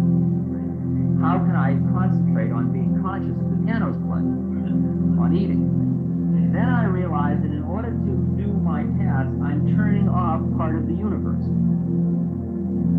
Then I say, and that too. Then I am listening to the piano and consciously eating at the same moment. Doing the mantra simultaneously. People get under they get attached to a linear thought form, and that's got to be broken, because really, ultimately, you just think in gestalts. You just are aware of all the things happening around you at any moment. You don't think about them in linear terms. Now, it is useful when you're beginning to do these things to cut down the amount of external stimulation. That's why most or many of you have moved away from cities and are living in much quieter environments. My optimum place I live in is where there's no electricity, where there are no people coming and going, where there's no traffic, where there's no nothing. In fact, the best place you can work, if you're really going to start getting spiritually, is to find a cave underground where it's just rock and just go and sit down in the cave. Because then you cut out all the stimulation. There's nothing groovier than birds in the trees, but you've heard birds in the trees 10,000 times before. And every time you hear a bird, you got to go label, well, there's a bird, and that's another thought form. And what you find is the entire environment keeps sucking you into thought forms all the time. Once you have calmed your mind down to one point of this, then you can enjoy nature, you can groove, you can do anything you want. You can hang out in cities and do all that. But until then, you have to create at certain points an environment where you can cut down the amount of external stimulation. It might be earplugs, it might be whatever it is. It might be going to a closet in your own house. I've been saying to people, if you want to have a really high vacation this year, really cheap and high, really cheap and really high, just clear out a closet, see, and go in and sit down and arrange so that food is left once a day by the closet door, and there's a toilet nearby, and everybody knows what you're doing, so nobody will bug you. And just go in and sit down for 2 weeks, and I'll tell you, somebody new will come out. It'll take you through trips you never believed. Most of us are just copying out into external stimulation, and you see it yourself. I was watching people light cigarettes before lunch. I was watching that whole stimulus sequence of attention. You watch people walking out to look at nature, looking around. What's that noise? What's that? I gotta know what was that. What's happening in the world today? What do you say? Should we get down to the... Did you turn on? Have you seen that? Taste that? Feel that? Smell that? Think about that. Let's think about this. Maybe we ought to think about... These are all stuff. They're all lots of stuff. The idea is that all that stuff is there, it's all available. When you become the master, when you're the servant of it all, it's all too much. It's all just taking you on a trip. You feel it deeper and deeper. First thing is, you have to calm down until all thoughts just go by. To do this, you develop a method of meditation. And there are many methods of meditation, and each person must find his own vehicle. Some people can sit and meditate. Others, from where we're starting, can't do that. And they would be able to do mantra all day long. Others can't do that, and they will be able to sing holy songs so they can open their heart. Others can do whatever method works. They all go to the same place. All yogis go to unity. That's the case.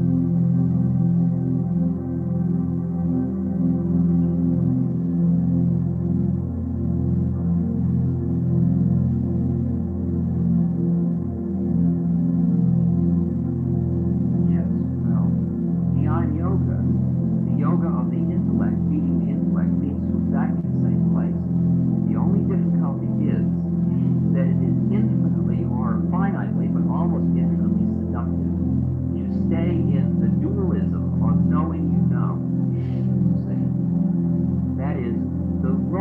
of the experiencer or the knower is the one that must be transcended. And the thing about the intellect is that the thinking mind takes an object. It thinks about something.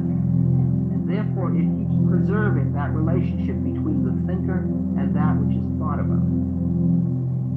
And you can keep thinking about things until you see more and more how it all is, and more how it all is, and more how it all is. But ultimately, there must be the surrender or the transcendence of the thinker and that which is thought about. Okay? That in relation to what you just said. So that many of the people who have tried to use the method of Dhyan Yoga, of the mind being the mind, often get caught in knowing they know because they get so close. Like the prime example in my own lifetime, in my personal context, was all this. All this was a very conscious being. And at the same moment, he couldn't give up knowing he knew. He was just seeing how it all was so exquisitely. It's the Godhead. It's the highest place on the causal plane. It's the highest of the highest planes. It's the Godhead. It's the place before you go into the form. It's the place where you're seeing all form. You're seeing the universal laws. You're seeing how it all is at every level. But then you have to give up being he who sees. It's like the first time you experience bliss, astral bliss. Wow, the bliss is so great you just want to bathe in it. And the instructions say, enjoy the bliss and then go beyond the experiencing of the bliss by becoming the bliss. The same way you go beyond the experience of the knowing to become that which is known. Now, knowing can take you a long way, huh? Very long. But the end point is always the mindless state, is the no mind, the place of no mind. Where thinking becomes the servant of the master.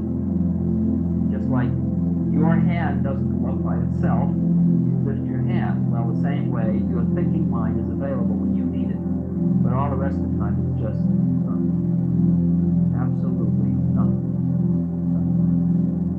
And then you begin to see that your thinking mind is needed less and less and less and less and less.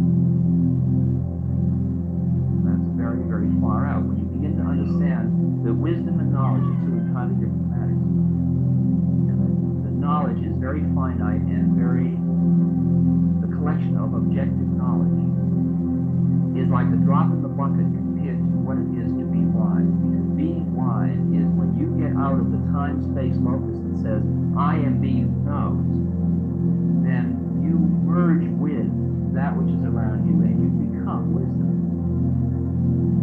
You become wisdom. You don't know you know. Gave that one up. But you are wise. And then whatever response comes out of you is the optimal response. It's the optimal response that comes out of total conscious merging with it all. At the same time, you're like a dull normal. Nothing's happening inside you at all. When you meet a no-mind person, you just are awed by their simplicity. And they can be talking about the most complex, exquisite machinations of life in the most intellectual terms, and you still see that it's only dance stuff they do. And behind it all, they are totally childlike in the sense of nothing. They're just naive. They're unworldly. It's all collective. They don't identify.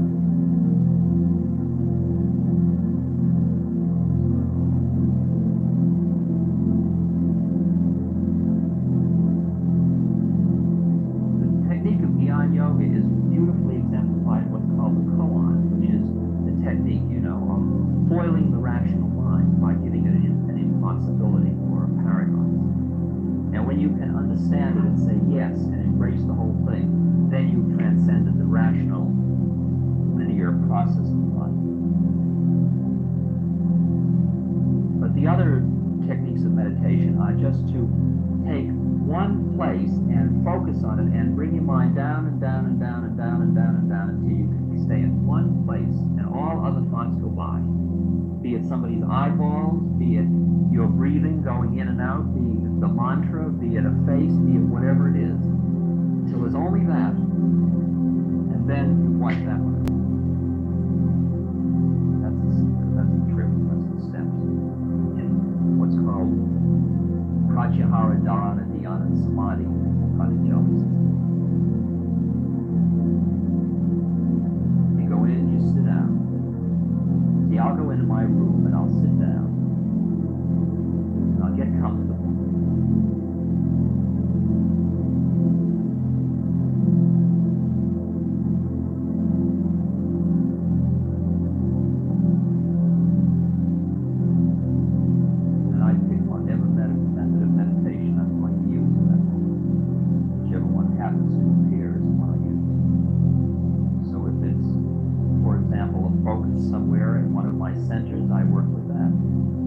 Focusing on the light in my ajna and just bring the light in more and more and more right here. I might be focusing on my breath, on my muscles going up and down with my breath. Take this one that I always teach, the Satipatthana Vipassana. Rising, falling, and all these muscles just go look with every breath. Look. You just get so rising.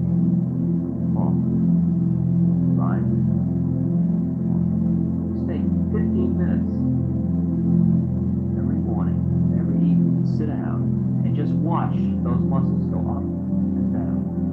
That's your instructions. Do nothing else all the time. Those 15 minutes will do that. Any other thought that comes in your head, let it go by. All you gotta do is watch. Right?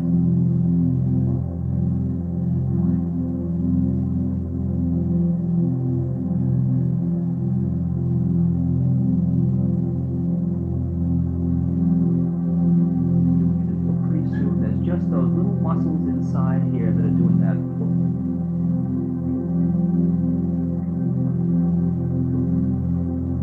In your head, this rotating set of words, rising, falling, rising.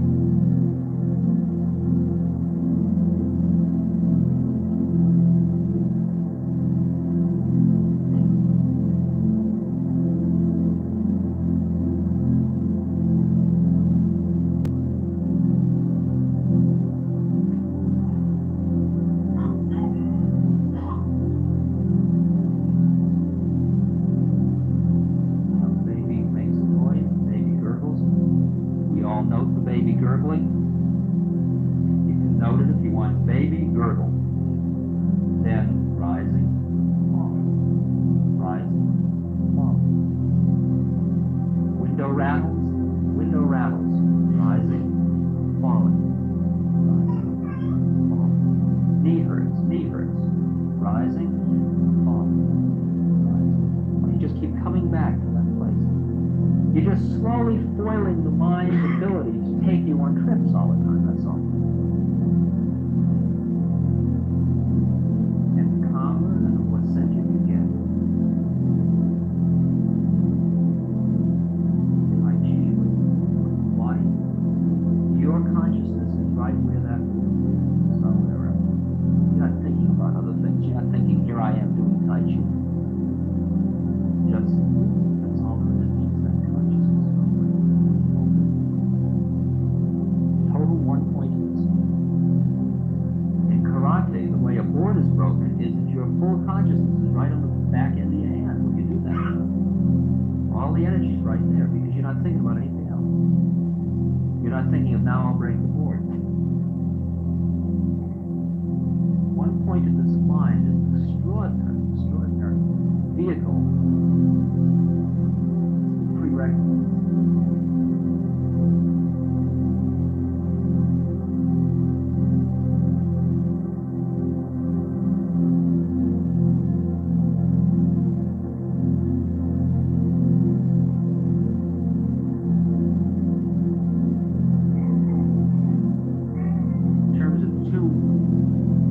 Strategies for getting on with the work, I'll give you the maximum and the minimum strategy that I can conceive of and work with.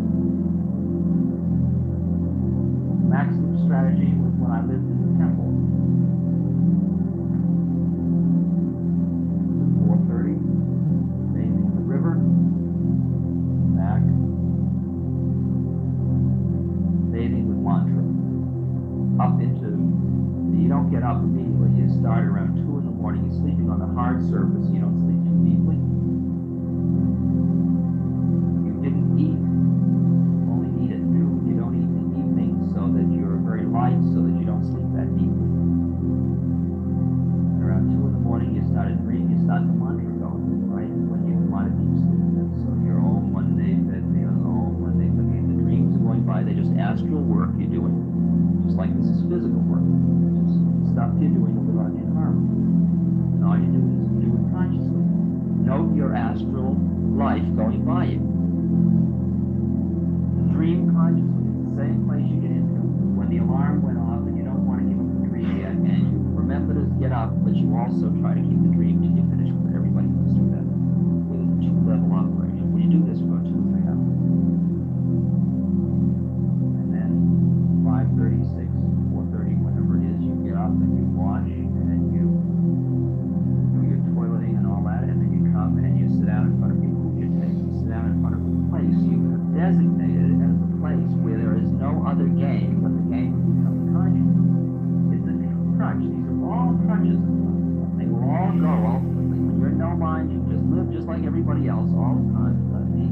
But these are all crutches. You sit down in a place, you may have some pictures around of beings who made it that help. Like Buddha, Christ, or whoever it is that you want to hang out with, Rama Krishna, whatever. Current ones, such as Sai Baba, Jumals, they have Baba. I just have their pictures around or not. Pictures turn you off, don't they? They're just groovy cats to hang around because they know how it is. And they give you straight messages on them. They're looking at somebody's eyes who's finished. Pure merit. And then you learn how to honor, to consecrate. You light some incense, and you might make the symbol of Om 3 times. The symbol of Om with the incense before these pictures. Now what you're doing is you're honoring that place in all of us which is. You're honoring the place in yourself, the highest place in yourself. When you honor Ramana Maharshi, you're not honoring Sam Maharshi or Ramana Maharshi in the form of Ramana Maharshi. You're honoring the fact that he's a living statement of who we are. So that you honor, which is the offering, is doing from where you are in the illusion to that which is beyond the illusion. You're honoring Gate,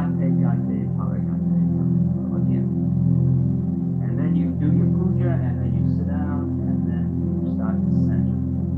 And you may start out by doing your breathing. You might just meditate, just calm down, calm a little bit down, and then start to do your breathing.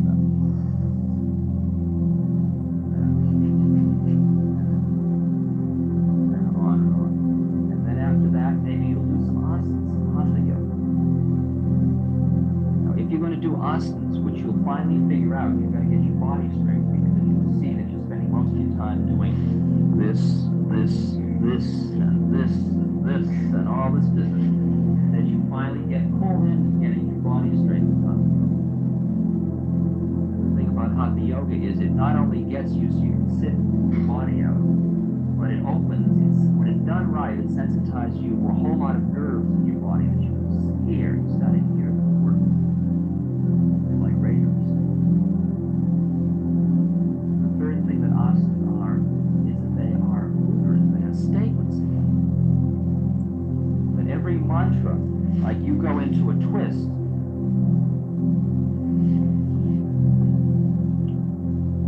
and you get into it, and you sit up straight, and you turn your body, and you get into it as well as you can, and then you make the statement, you center perfectly. And you are in this position as if you were born this way. You are a piece of sculpture. You've never been any other way but this. The minute you centered in that place, then you're finished with that state. And as you get more conscious, you will begin to feel how each asana, which is seen in Hatha Yoga, each of the 84 asanas, is a different kind of statement. You'll start to experience the statementness, the nature of that statement that you make each day. By calligraphy.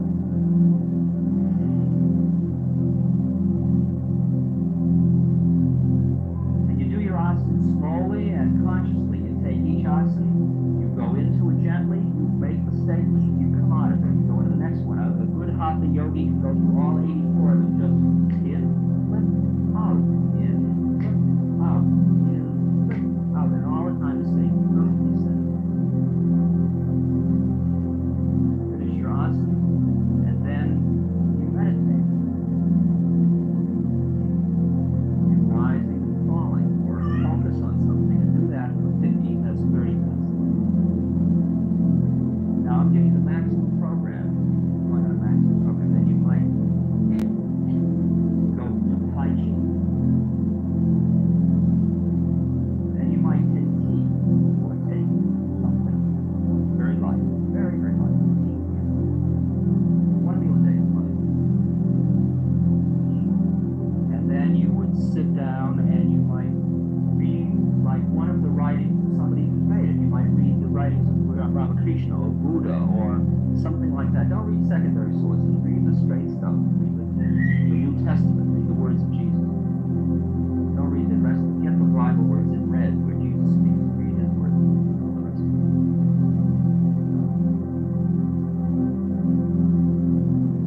The Vedas, the Upanishads, the Gita, Philokalia, Kabbalah, on and on, lots of stuff. Don't read a lot, though. Everybody's collecting now. We've all been collecting. Like, have you read this? Did you read the Upanishads? The Upanishads are not something you read like that. The Upanishads are written in little lines, which seem like a hand of it. You're going to get through pages, man. You got to go little line, little line, little line. But men, study in the Hindu system, in the yoga, is done by studying a shloka. You can take one of those little lines and just work with it. Just open any one, like I've got maybe 6 or 8 holy books around me sitting at my puja table. And I close my eyes, pick any one, like the I Ching or the Tao or whatever it happens to be, pick it up, open it, look at the first line that hits my eye, read the line, close the book, put it away, and that's my study for the day. And then I study it. I go in that line and around it and over it and through it, and I associate it to everything in my life, and I just do it until I've done that line. Until I have become one with that line. That's study. Study is not collecting information. Study in this sense is vibrating with information till you become one with it.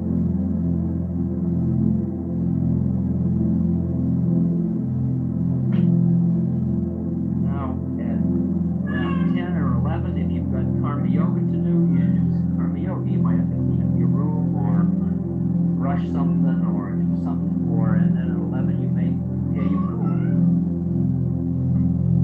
All done with mantra, all done perfectly consciously, very aware. Now, if you're doing the full treatment, before you take the meal, you do your pranayama again, your breath. Then you take your food, you take it silently by yourself. In fact, you stay silent all the time, except when you're singing holy songs and saying mantra. Take your food by yourself, eat it consciously. Learn how to consecrate it, bless it, honor it. Part of the Divine Mother. The Divine Mother is the Divine Mother.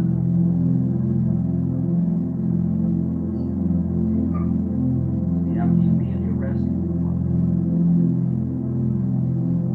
maybe there'll be a walk in nature or something like that, but do it consciously. It's not to outgroove with nature, it's to be conscious of how it all is. So you keep the mantra going, take a walk with mantra.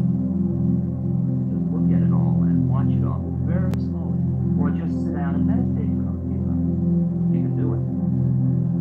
You know, I just ran a seminar in New Mexico all fall up in Lana, New Mexico. We have a place 7,000 feet up. And we put 7 little houses. And they were A-frames with domes.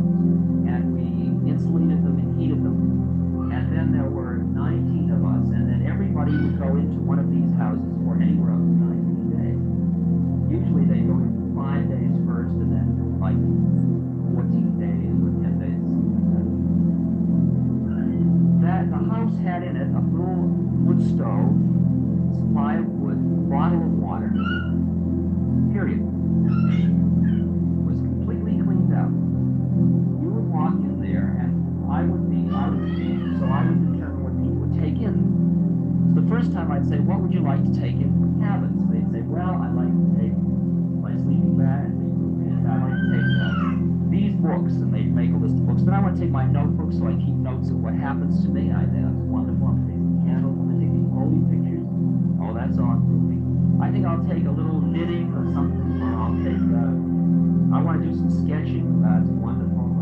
And I just let them do the whole thing. 5 days, their way. And a lot would happen, a great deal would happen. And every day the food is brought at noon, a guy comes singing holy songs so that you know somebody's coming, so there's no social interaction. If you have any messages, you leave a little note outside the door saying, send Ram Dass. I was the only one that could come to visit. Send Ram Dass or water, and the bottle would be out there, and they get water or firewood or something like that. And whatever you need, they were taken care of. And you were there for your 5 days attendance. And if you could do it, you just sat, because the next time, when it came for their second round, they'd say, okay, I'm going for the second time. I would say, all right, this time I'm going to control what you take. Say, all right, what can I take? And I say, the sleeping bag. And they'd wait. They'd have their big bags full of stuff they were ready to take. I say, you can store all that in my cabin. Yeah, but, well, do you want to do the thing, or what's your game? And then off they walk into a room for 10 days with their sleeping bag.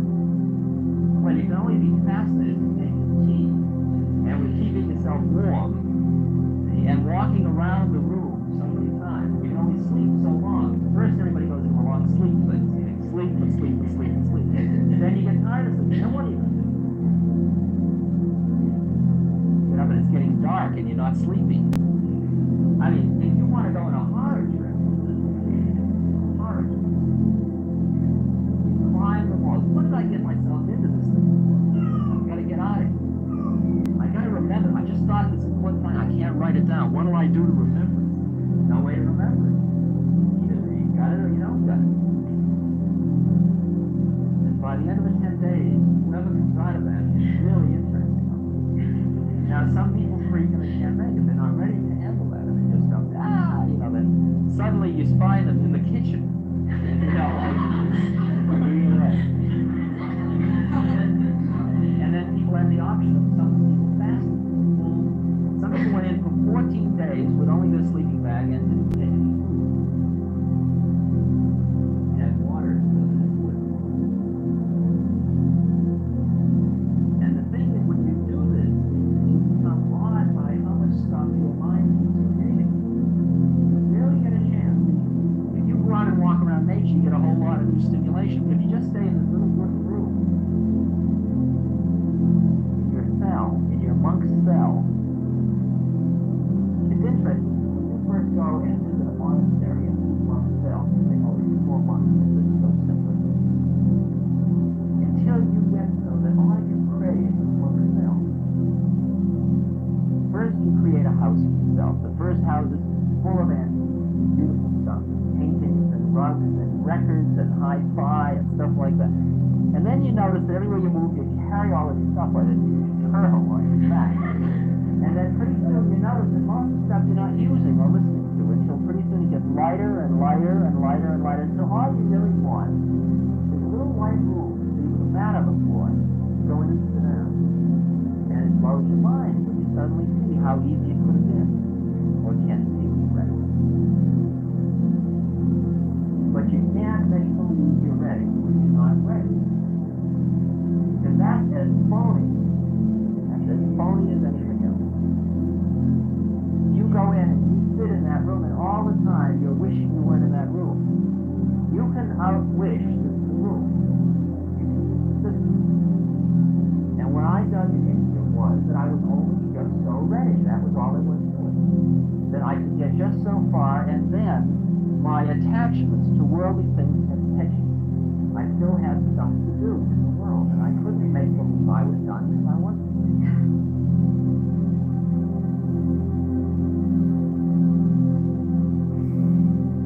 So you go through your lunch and your resting and your further meditation, and then you might sing some holy songs and get yourself your emotions opened up to love, and loving and loving and loving and loving and loving and loving, opening your emotions to love. And then comes oxsn again, hatha yoga, and then pranayama again. And then it's 6 o'clock and you meditate a little more, and then you may make a little warm milk, some honey in it, or a piece of fruit. And then you sit down and continue to meditate. And then it's time to lie down, and you might lie down, and around midnight you get a pranayama again. So you would be flat on the floor of the bar, waking up, keep waking up every few minutes. And then at 2:30 in the morning you start the whole trip again. Very simple, not a big problem. That's the maximum push program. The minimum push program is just to say, well, I'll just live my life.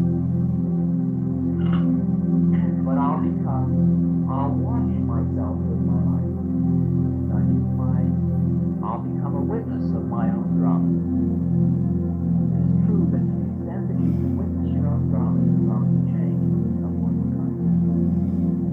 And that is called karma yoga, which is doing full-time karma yoga. There's no sense in cutting the tree unless you can cut the tree consciously. No reason for it all. There's no reason for washing the dish unless you can wash the dish. That's all you do. And if all of this operation here at Congress is running exquisitely mechanically, everybody's doing their part, but nobody's doing it consciously, it's just like some huge machine that is just mechanically driving itself on nothing happens.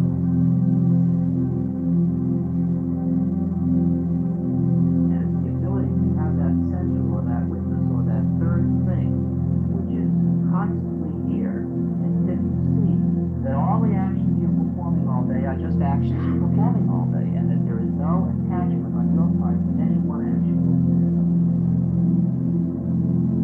You understand what fatigue is, why you get tired. You find out you only get tired. I can only get tired from hearing this stuff to me today if I care whether you hear it or not. If I'm attached to the teaching. In fact, all I can do is do what I do, what I do, what I do, and you will hear what you hear, what you hear, what you hear. Questions? Am I pushing everybody too hard?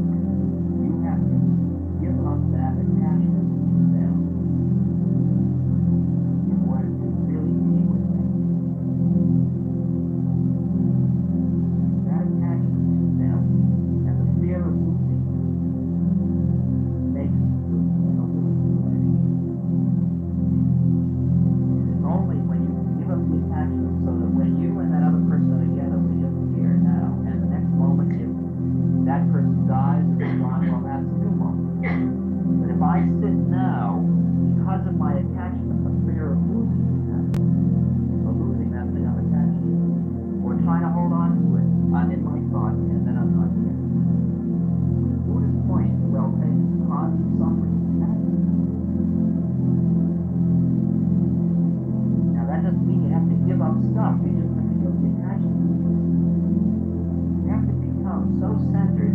said, whatever happens, however the cards are dealt, okay, that's how it is. And that allows you, when you're with something beautiful, to totally love it. Here and now. The next moment when it's gone, you totally love it. See, the problem is, you don't give, it's finally, you don't give up loving. You just broaden it out so that you love it all. The way it's possible. It's like, I travel a lot, and I travel and I feel well, I'm going to go home now. I'm attached to the model, I'm going home. Where are you while I'm away from home? And then I started to take these really fierce scenes, like I'd be sitting in an airline terminal. I'd say, okay, where are you? I'd say, well, you're home. Well, now, nobody thinks an airline terminal is home. Everybody, characteristically, in an airline terminal is going somewhere or coming from somewhere or working there. But they don't call it home. Like some birds and stuff like that. And I'm sitting there, okay, I'm home. What is home? Home is a state of mind where you experience certain things. Relax, air, open, I'm home. Once again, see that anytime I thought I wasn't home, I was stuck being less than human. So I'd be in the middle of Kansas. Well, here I am. You're in the middle of a long road that's going nowhere, coming from nowhere. You're at marker 73. Home at last. You go through all of your lines you use about getting home. Keep using them until you begin to see that it's either all home or forget it. Because as long as you've got a model, you're attached to this stuff.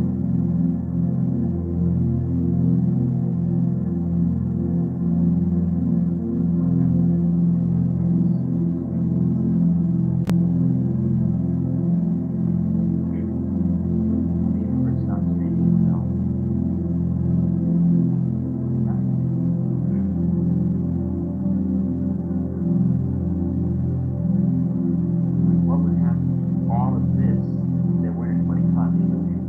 This wouldn't be existed. This is created by our desire. And if you desire to go at the end of this, people say, well, what would happen if people became enlightened? What would happen? What would happen to society, civilization? Well, that's the way it is.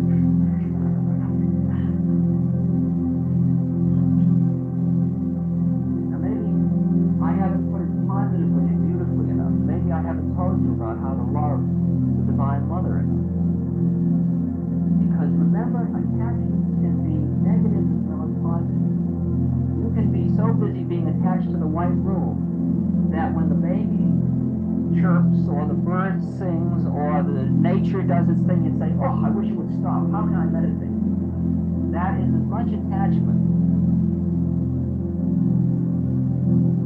You have to, in the best sense, you have to embrace your 10,000 beautiful, horrible demons, and the 10,000 beautiful demons as well.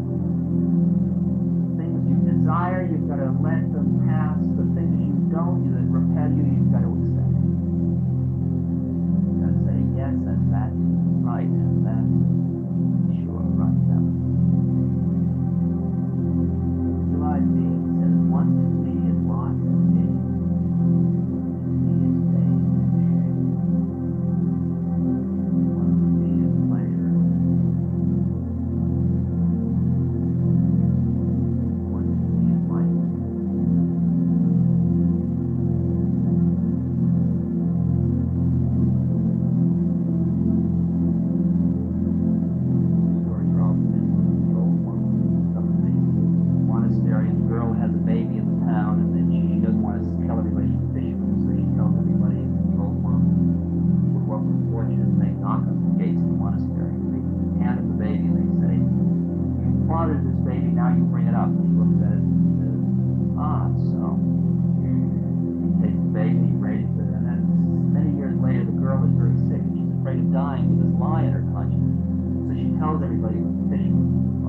Rushing up to the monastery. Oh, we're terribly sorry to come to relieve you of the burden of rearing this child.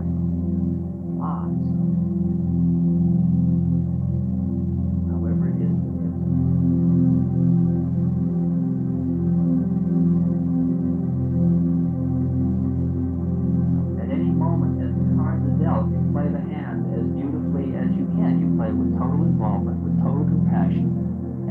harmonious way to do harm. But no one hand is any better than any other hand. A hand is a hand is a hand is a hand. And when you find realized beings, you're as likely to find them walking around the country, running seminars, as you're as likely to find them being a postman or a garbage collector or somebody you meet on the street that comes to know where it goes. There's no external model and form of what holy men are like. And all if you read the book The Perfect Master, Baba, the way he went around, or the Wayfarer, about how he went around taking care of the mosques. And he would find these men who were sitting in garbage dumps. And all they were in charge of the spiritual vibrations of the entire area. And all they did was sit there all the time. And you come and you'd see a guy sitting in the garbage dump and you say, well, what do these people do? They would rush over and wash him, take care of him, and leave him sitting in the garbage dump because that was his thing.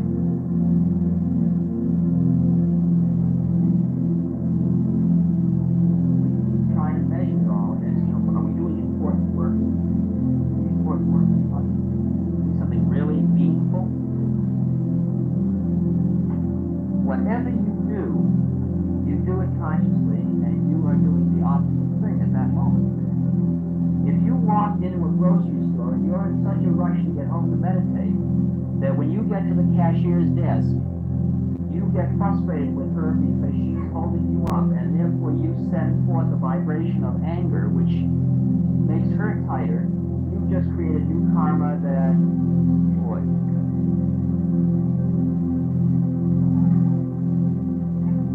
The game is to not create new karma and then just finish off the old karma. And you don't create new karma when you perform every act without attachment. Do what you do without attachment and without karma.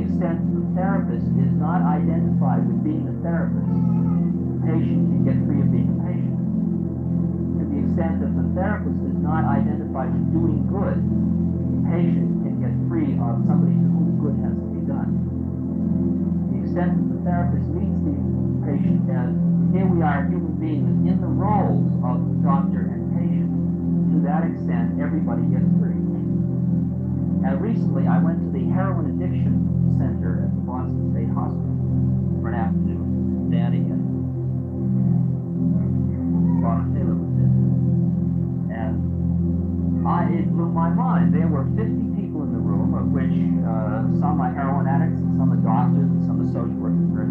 And it was very clear to me that the doctors were more addicted to their addiction, which was to being doctors, than the heroin addicts were even to their addiction. Because when I sat down in the room and we closed the door, as far as I'm concerned, there's 50 beings in a room, and here we are, now what?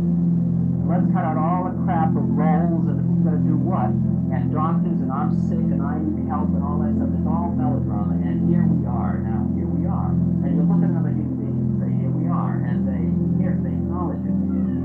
And the doctors are saying, well, now, you can't, they got these cards in their hand, and they want to hold on.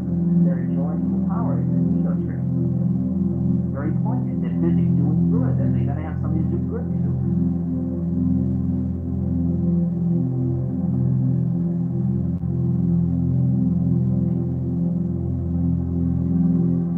I think that there are people that come to see me who come in and say, I am confused. They say, I am sexually this, I am aggressive, I am this, I am that, and all I can do to maximally help them is work on myself by keeping my center.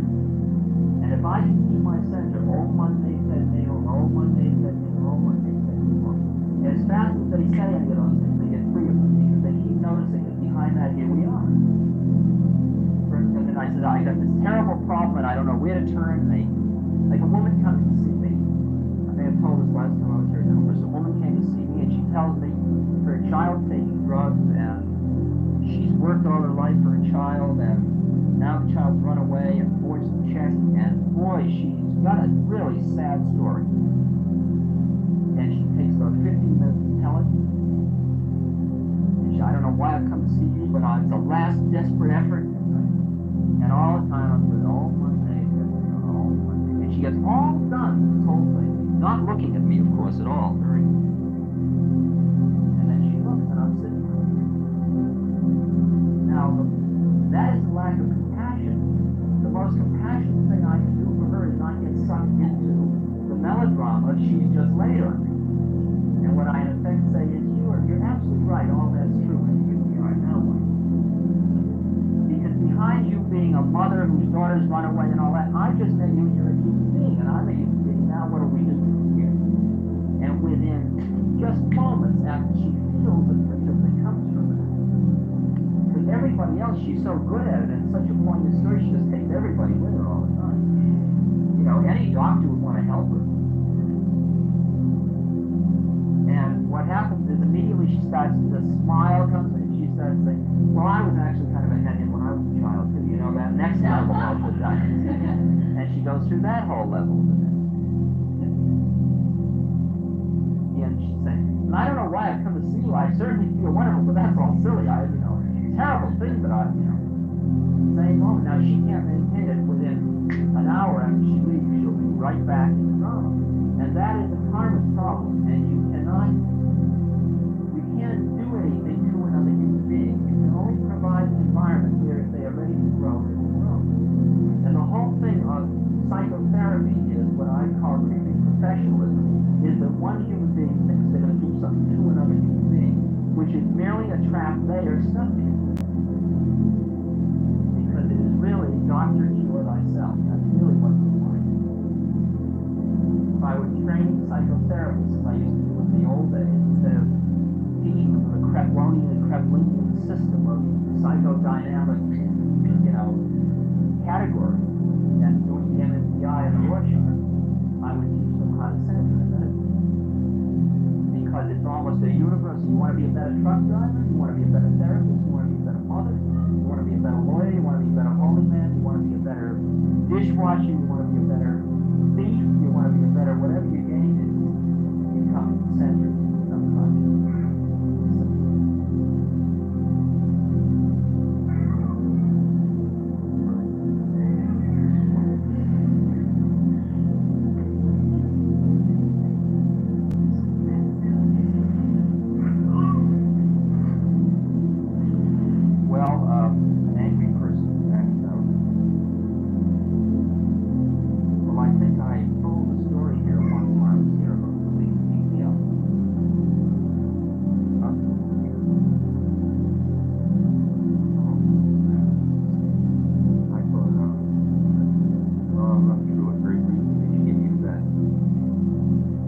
flavor of it without the whole thing. I was invited out to be in residence. And all this is public information, so being here, and these were around my neck, and I was playing the tambour and singing love songs to Rob. And up drives a car, and somebody's brought this raving maniac seeming to be cured. And he gets out of the car and he comes menacingly towards me, and I think, wow, he's really flipped out, you know. But music must cure the savage beast, so I'm playing, of course. And he goes and sits behind it. And the first thing I feel is this crack in my head. Wow, this is a strange way to express love. And I'm confused, and I keep playing my tambour. And then the next thing is I feel another crack in my head this way. Oh, well, my brain's all shaking. The next thing is I feel a kick in my ribs. Oh, wow, this is just too far out, you know. Now, the first reaction I'm experiencing is confusion. Okay, because my model's been upset because this guy's a friend of mine, he and I like each other, and suddenly he's acting out aggressive. Okay. He then walks around, he picks up the tambour and he throws it. And I hear it land on a rock, a big hole goes in the drum, and oh boy, they know the tambour. Wow.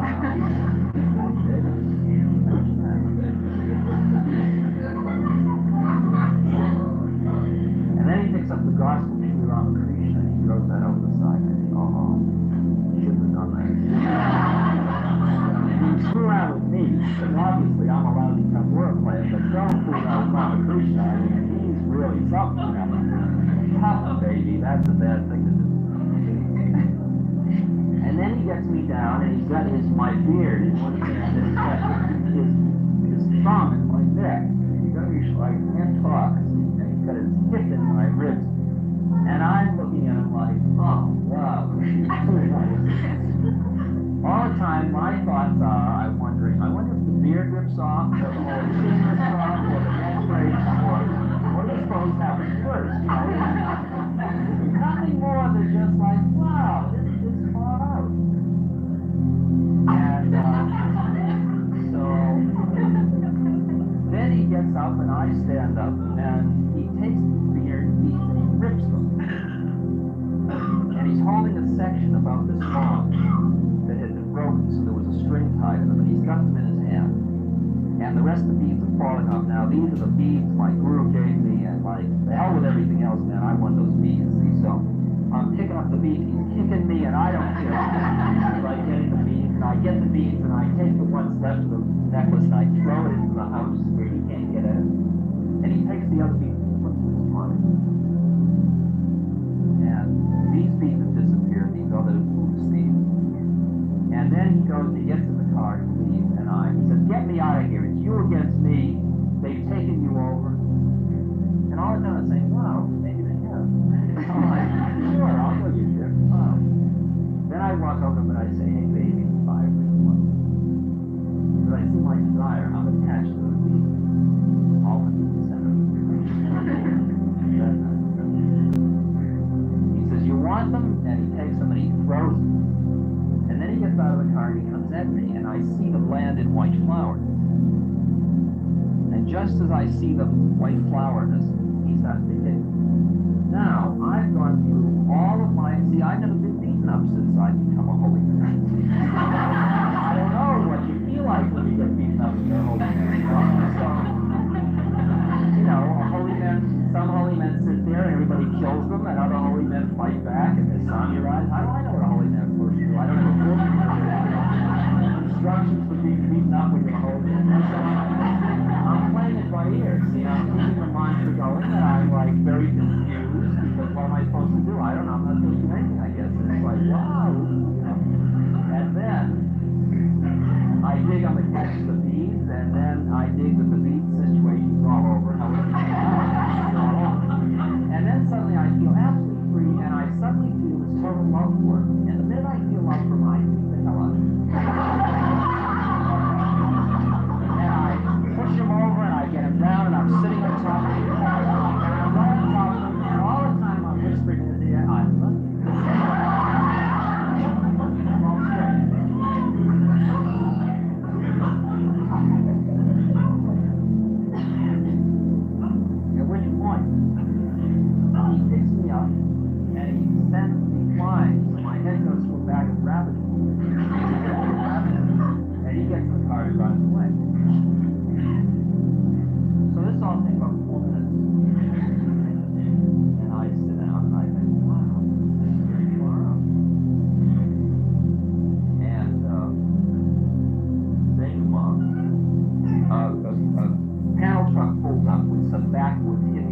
precursor than which there are no more backwoodsy. They're like Ozarkian hippies, you know. They all the chicks wear long dresses, they look like they eat nails, and the guys all have their teeth missing, and they wear hats pulled way down over their heads, and they're really tough, you know. They're gentle. They're like the Atlas Tyrant, you know. They're tough but also gentle. And they come in and they find the tomboy, and one of them says, "Hey, baby, you shouldn't treat your tomboy like that." And I'm just watching this all. This is like drama. Another guy brings back the Ramakrishna book and sets it down. And then the guy says, "Can I work on the tomboy?" I said, "Well, it's broken. I don't care. It's all gone." It's wet. They leave. I look for the beads. Can't find them. All night, these beads are lost. All night long, I'm up all night to find beads. What am I going to tell the guru? Well, I'll tell him a madman came out of the jungle and ripped my beads. I'm trying to think of how to fill the story. I've blown my scene, you know. My ego's really involved. Finally, I figured out 5 minutes. Well, the beads are gone. That's the way it is. And I walk outside and walk over to white flowers. There's beads tangled with white flowers. I bring them in. I lay them all down. I count them. 2 days later, the truck drives back. Out comes the tomboy. You can't even tell where it's broken. It's like done it with plastic somewhere or other in alchemical fashion. So it's all perfect. I'm doing oxsn, and I put my hand between 2 boards, and there these beads. The black and blue marks go away, and I write the guy a letter, and I say, "Thank you, you're a great teacher." And when people said to me, "Why did he hit you?" I say, "Because I wasn't pure enough." Because there was a thought form in my head, I'll play the music which will calm him down. See, I was attached. And that attachment is what he did. If I were not attached, he wouldn't have hit me. Because that's what's called the shield of Buddha. And the shield of Buddha is your pure non-attachment. And so he was teaching. He was very, it's a fierce teaching. And if you read Milarepa, the life of Milarepa, and you see how his teacher would say, "All right, build this triangular house," and the guy would build it and say, "All right, now tear it down." I decided I was drunk when I told you to build a triangular house. I want a square house. So Milarepa months would work, and his sores in his back, and he kept saying, "Please enlighten me." And the guy says, "As soon as you build a 5-sided house," but I just built a 4-sided. "Well, tear it all down. That was you. You didn't hear me right. I said 5-sided." I says, "No, you said 4-sided." He said, "I said 5." Milarepa says, "Well, this time I'll have your wife as a witness." So he says, "Say it again." He says, "Build a 5-sided house." So then he gets all done. "I'm sure I said a 6-sided house." He says, "But your wife said," his wife said, "Yes, you said a 5-sided house." He says, "Shut up, woman, and what are you questioning me and over my wife? Get away." And he throws him out. Poor guy goes through all this hell because of his attachments all the time, and the teacher is just taking him through thing after thing after thing. So, it was like yesterday, a Brandeis student came to see me, and we sat looking into one of those eyes, and we went through a lot of stuff until pretty soon you could feel a tremendous amount of tension mounting in it. There were blocks and stuff like that, and finally he said, "I've got to move," and he got up and he started to do the sun exercise like he was going to go through the roof, you know. You know, like he was there, he was fierce, you know. And I just sat there doing all my thing. Wow, look at that. Unbelievable. He sat down. And he looked at me like, "Well, now that's over." And all I said was, "Well, maybe soon we'll learn how to transmute energy." What happened is, as you and I got closer and closer, we got into a higher and higher space. In this higher space, we both got more energy. And the problem is, you don't have any way to express that energy in compassionate terms without doing a more profane thing. If he were to hug me, he would feel like he was seducing me. He would feel we were entering into a homosexual contact. If he were to express something, he would feel it was an ego manifestation. He was blocked because he couldn't serve. It was like the Wesleyan student the other night I was telling you about, Syria, who spends the whole evening in the church where we get very high together. He walks out of the stars, he looks at the stars, and the spirit just inundates him, just comes into the spirit. And his next reaction is a feeling of embarrassment. Because at the lower level of his head, he can't handle this higher experience without interpreting it.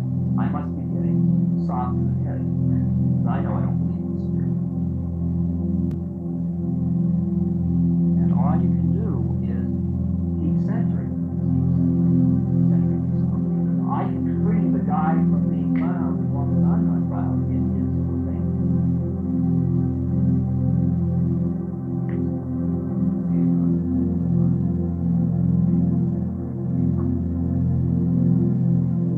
Social change.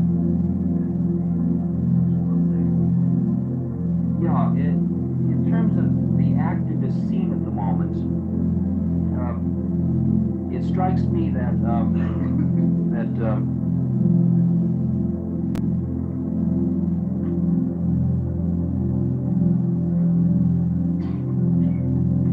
there has been much more energy liberated in the culture than was ever available before, primarily because the culture is forcing people to come into the here and now.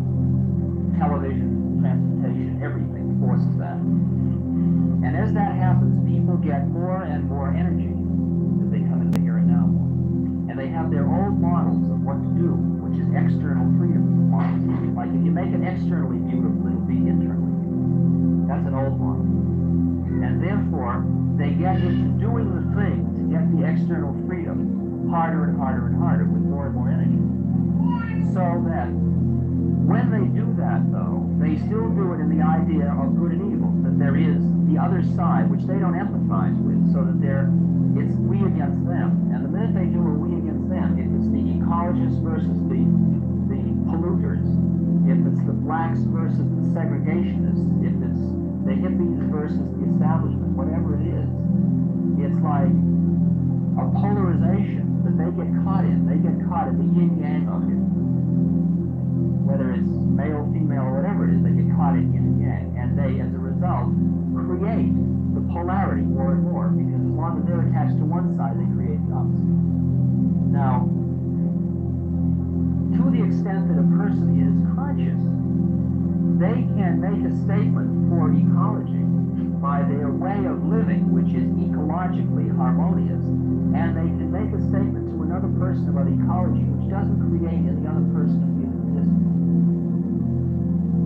In other words, if I see you as him, when I talk to you, all I'm creating in you is more of a feeling of isolation for me, which is forcing you to see me as the minute, however, I see you as us, then you and I can talk about the ecological problem, no matter who you are, whether you're the president of the worst smog-creating machine in the world.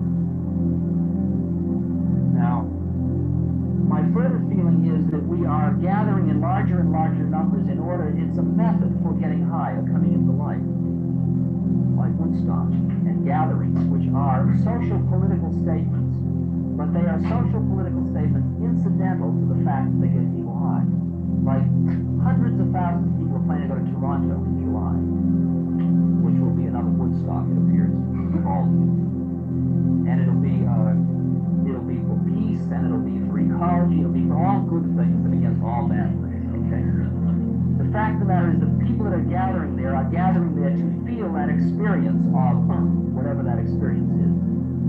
There is a place where we get to the point where we don't need to do that anymore because that experience is happening inside of ourselves. And it seems to me that beings and so on, which have tremendous social political overlay, become somewhat of anachronistic. They sort of get done with them. Now, take war and peace in Vietnam. There is no doubt, it's just like Malcolm X said to Martin Luther King, we need each other. I don't question that the violence forces the hand of the administration to respect and to listen to do things. But at the same moment, if you look at in Berkeley or in California now, it's very hard not to do a 1934 Germany take of the fascistic element of the police with their helmets and boots and guns and long sticks are in Boston the other day. And you begin to see how that method of behavior change is creating a very horrible side effect. Very horrible side effect. The profound model of behavior change is just like with psychotherapy. Change yourself first. Work on yourself. Because if you walk down the street and you are a loving person, a peaceful person, every act you perform with another human being increases the feeling in them of lovingness and peace. That's all it is. The only way to do it.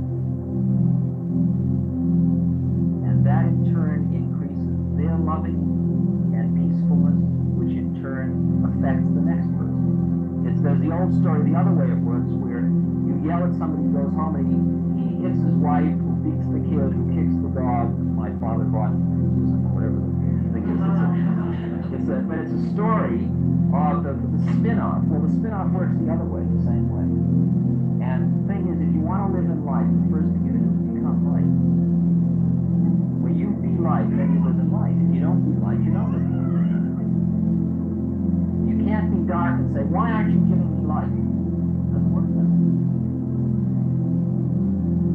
So, I keep meeting more and more people, more and more young people, especially, who tell me about they are getting despairing of the political movements.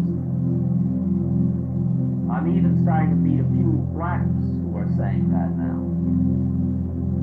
Because they're beginning to see that they don't want what it is they get that way. And then you're beginning to see that you've got to be what it is you want to create in the universe. And it's an amazing thing how when a number of beings become a certain way, a whole process changes. I'm telling you, don't underestimate the power of the spirit. But the spirit doesn't have to be measured in numbers or in external action. The spirit has to be measured in the nature of beings of the people. It was the nature of the beings of the people in Germany that allowed a certain process to happen. And it's the nature of the beings that we are that allow processes to happen. And when you become a different being, the whole thing around you keeps changing. I can watch a bus driver who's a beautifully centered person, and people get on his bus and they get off his bus, and just in the time they gave him a quarter and they were riding his bus, he created a vibration in them which just makes their whole thing just a little bit softer. And how many, a little bit softer, a little bit softer, a little bit softer before, here we all are. Turns out whatever your role in life, you can do it right in the role you are. You don't have to go out and wave your hand and say, I'm for peace. You just have to be peaceful, and then that process starts to happen. And people say, well, it isn't enough, but that is the maximum thing that human being can do, is increase the degree of consciousness. In a conscious civilization, like war is a relatively unconscious act, except if it's a game played among mercenaries. Then it's just a high game, like chess. For mercenaries that believe in reincarnation, war is just like any other game. It's neither good nor bad, it's just another game. Why cutting into the Tai Chi?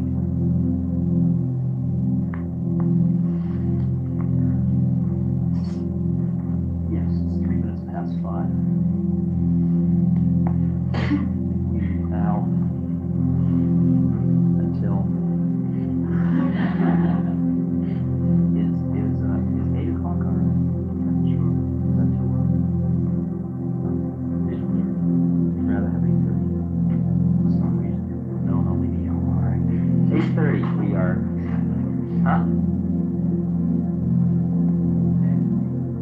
8:30 is my time. 8:30 we're here. Is the structure of the evening something different than the structure now? I'd like us to do some singing and just try to open our bodies and stuff into the harmony together. But let's do it only as we feel it. Let's not phony. Right. If we can do it, we can do it. So get drunk on Tai Chi. which is outdoors now, West of Leon, and we'll be here at 8:30.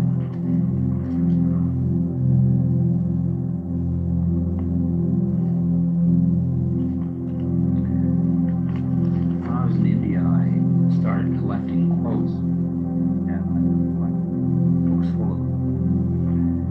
And then when I'd speak each place in Darshan, I'd always surround myself with these quotes, and I'd keep coming along and saying, as Buddha said, as Christ said, and then as I started to realize that if I could just center and clear my head of having to do anything, that out would come out of me, since I was reading these all the time and living in them, would come out those thoughts. And that I didn't have to use the as Buddha said or as Christ said to have it come out. All I had to do was center and let myself just be a vehicle for stuff to come through. And then it all became more natural and more in harmony with what it was everybody needed at that moment. But one quote that I've sort of clung to is this quote which I read when I was here last time, which is a quote from Mayor Baba, one of the 5 or 6 that I still keep using, because it seems like an ideal introduction to what Bhakti Yoga is about. The yoga of love or devotion, which is often said to be the appropriate yoga for the Kali Yuga, or the period of darkness. It's the method of the heart.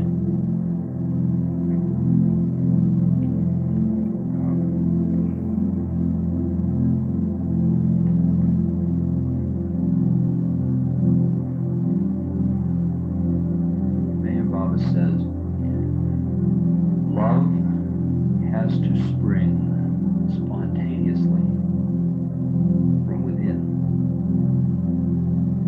It is in no way amenable to any form of inner or outer force.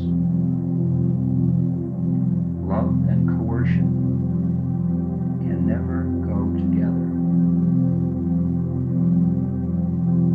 Though love cannot be forced on anyone, it can be awakened in him through love itself.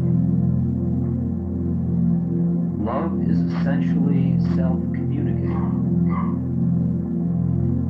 Those who do not have it catch it from those who have it. True love is unconquerable and irresistible. And it goes on gathering power and spreading itself until eventually it transforms everyone whom it touches.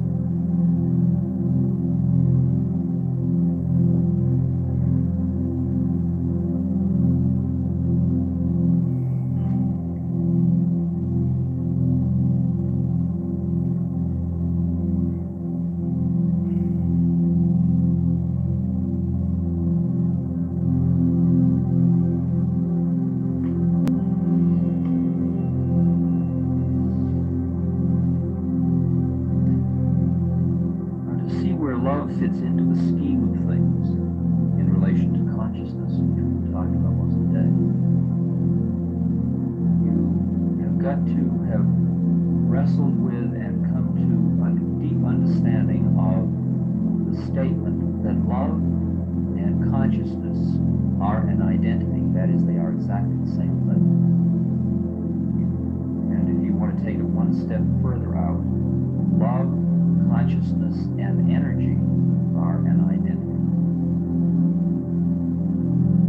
In fact, at that top of that pyramid, where all the stuff comes together into the oneness, love, if you follow it far enough back, energy, consciousness, truth, beauty, it's all the same thing.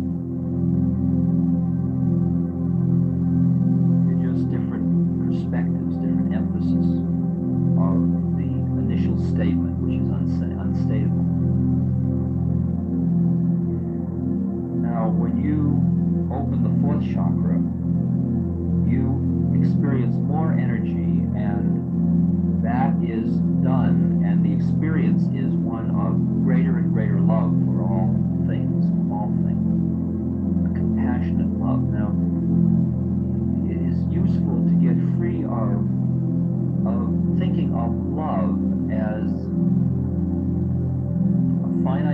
humanity, or as out of the romantic models of interpersonal love. It may be that we'd be better off to get rid of all the words that we've overused, like love and consciousness and energy, but since we are working with them, because they do show emphasis, start to understand the difference between what would be called Christ love, or that profound love of the beingness, and the doing love of I love you. Now, if you understand that love is a state of existence, it's a state, it's a vibrational place, it's a psychic space. And when you say we are in love means that you and I do that thing to each other which allows us to come into that psychic space. In other words, you really say, my beloved turns me on, which means touches a place in me where I am. Love. That's really a better way of saying it. You allow me to be loved is what you're really saying to something that you say, I love you.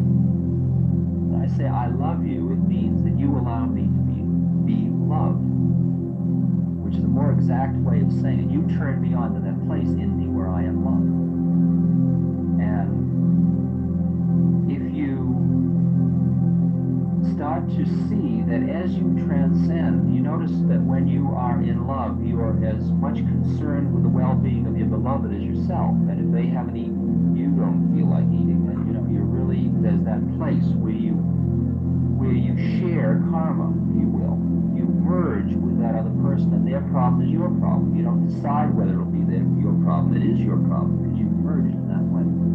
Well, in that sense, you have both entered into a shared psychic space, which is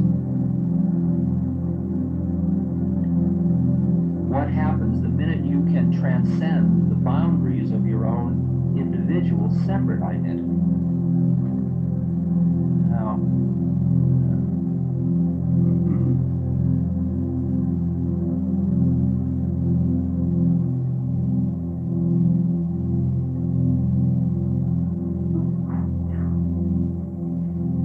it's useful to think of this, I think, as frequencies of vibrations. I think it works quite well that way. That if I am in love, that feeling when you're in love with life or another person or nature or spring or whatever that thing is, where you're dancing inside and bubbling over and the whole thing is new and fresh and beautiful, that place, that you can think of as a frequency of vibration in which you are perceiving. It's like a field, a way in which you are seeing the universe, and it's all vibration. It's just like color spectrum. At different vibrations you see different colors. Well, at different vibrations you see different realities in the same way, in a more profound level. So then the question, as Maya Baba says, is, since that higher vibration, the game is to get identified with higher and higher vibrational rates. In other words, do your take of yourself to these higher rates, until finally you get to the point where you are light, and you merge with light, which is the highest vibrational rate, while where stuff stays separate from one another. Anything beyond Planck's constant, it's a different matter. It's the other side of the coin.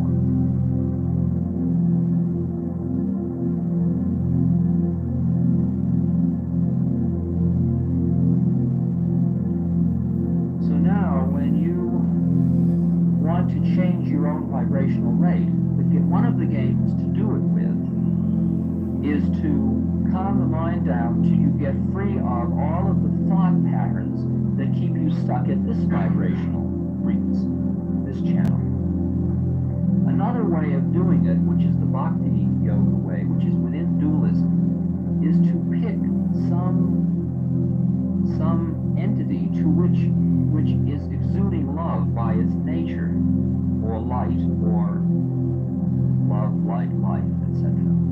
And then just keep opening yourself to it by this process. In other words, you put yourself into its vibrational field by surrendering to its vibrational rate.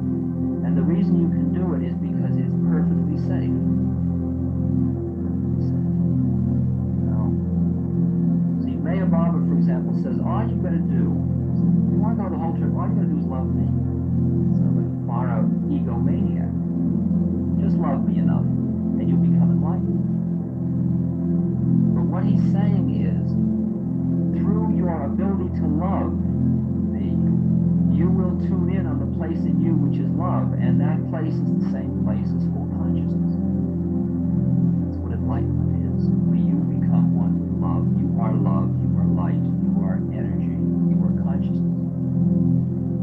It's the place where every movement you make is a totally creative act, because you can't do anything with that, because you're always performing the optimum act in any situation.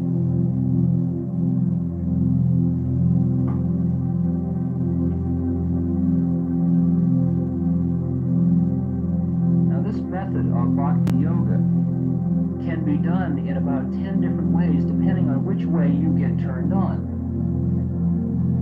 Like there are bhakti yogic forms for loving the light in the form of a woman. There's some for loving it in the form of a man. There's some for loving it in the form of a child. There's some for loving it in the form of a teacher or a master. Each person finds that form through which they can express love openly. Now, in our Western religious traditions, we only really think of God or that thing within a certain very limited set of possibilities. And God is often characterized as either being righteous or wrathful or forgiving. He's a little bit like somebody's stern grandfather, oftentimes. Sometimes in the Psalms and the songs you see the other side, but generally you can't imagine him in wild sexual sport by the banks of the Jumna somehow like you can with Krishna.